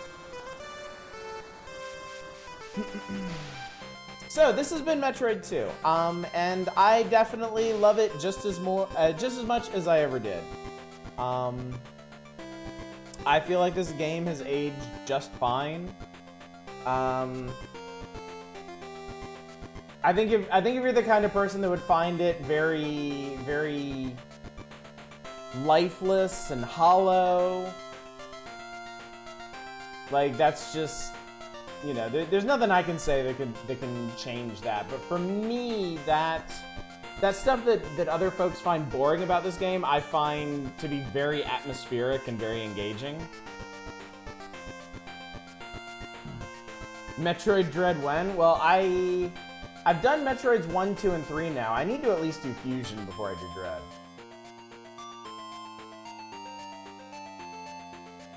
To refresh myself on the whole X storyline, because I think that's relevant. How does Samus even shrink to herself to turn into a ball? We were talking about that earlier, PM Collector Boy. Some people were thinking that she's very flexible, or she melts herself down to goo inside the ball, or something. Thanks for the follow, by the way. Yeah, we definitely need to do Fusion first. And we'll probably get to Fusion sooner rather than later, because I don't know when that shows up in the magazine, but it'll be a super long time. Hey, it's Lady Samus. It's Samus in her underwear, because I guess we took less than 3 hours. I guess. Go us. They don't give you percentage completion, though. They don't give you the item percentage.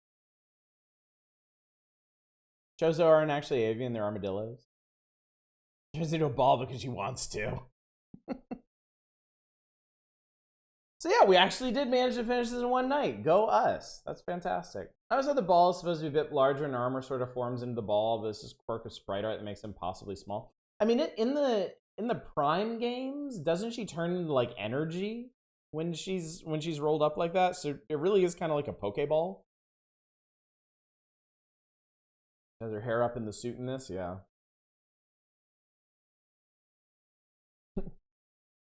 Samus is stored in the ball. Congratulations, man. I'm very happy for you. Yeah, we did it. Cool. Okay, so I think it's a camera trick. So with that said, why don't I go over the upcoming schedule, and I will let y'all go off and raid somebody. Dread also does the thing where the balls may have recurrent shoulder pads. So tomorrow night is community night, our June community night, and y'all demanded Stalker Shadow of Chernobyl, so we're gonna play that for a couple hours. On Saturday, since we're done with this, we'll go right back to the magazine. We will start with the Game Boy games, work our way to the Super Nintendo games, although in this current issue, we've already checked out most of the Super Nintendo games, so I don't think we'll be spending much time on that. I'll be off on Sunday, as I always am, and then on Monday, we'll be starting something new. What we're starting, I'm not sure yet. Haven't decided yet. I got some ideas, but we'll see. We shall see. And then also, going ahead and reminding you all, not tomorrow, but a week from tomorrow is the wheel. We're doing another wheel next week before I leave for Japan. It'll be a little bit different from the wheels that we normally do.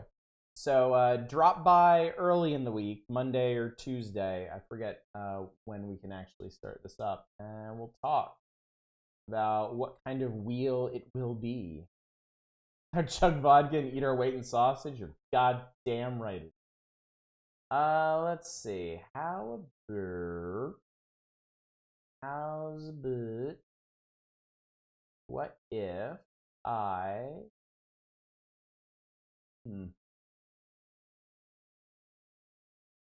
All the folks I normally raid aren't up right now. I guess I'll send you all over to Dama again. They are playing Maze of Games. Not sure what that is, but we'll check it out. Oh, it looks like word games and stuff. We'll see.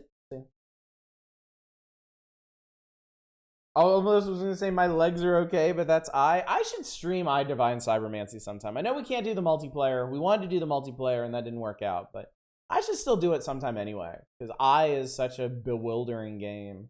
And if y'all get into it, maybe y'all can help me get the true ending. I've never gotten the true ending in that game. I know you have to play through the game twice, but still, it'd be worth. I think it'd be. Shadows, thank you for the bits. And thank you all so much for coming out. Thank you for joining me for the classic Metroid 2. Hope you all enjoyed it. I certainly did. Hopefully, I will see y'all tomorrow night for a wee bit of Stalker Shadow of Chernobyl. But until then, as always, y'all take care. Bye, everybody.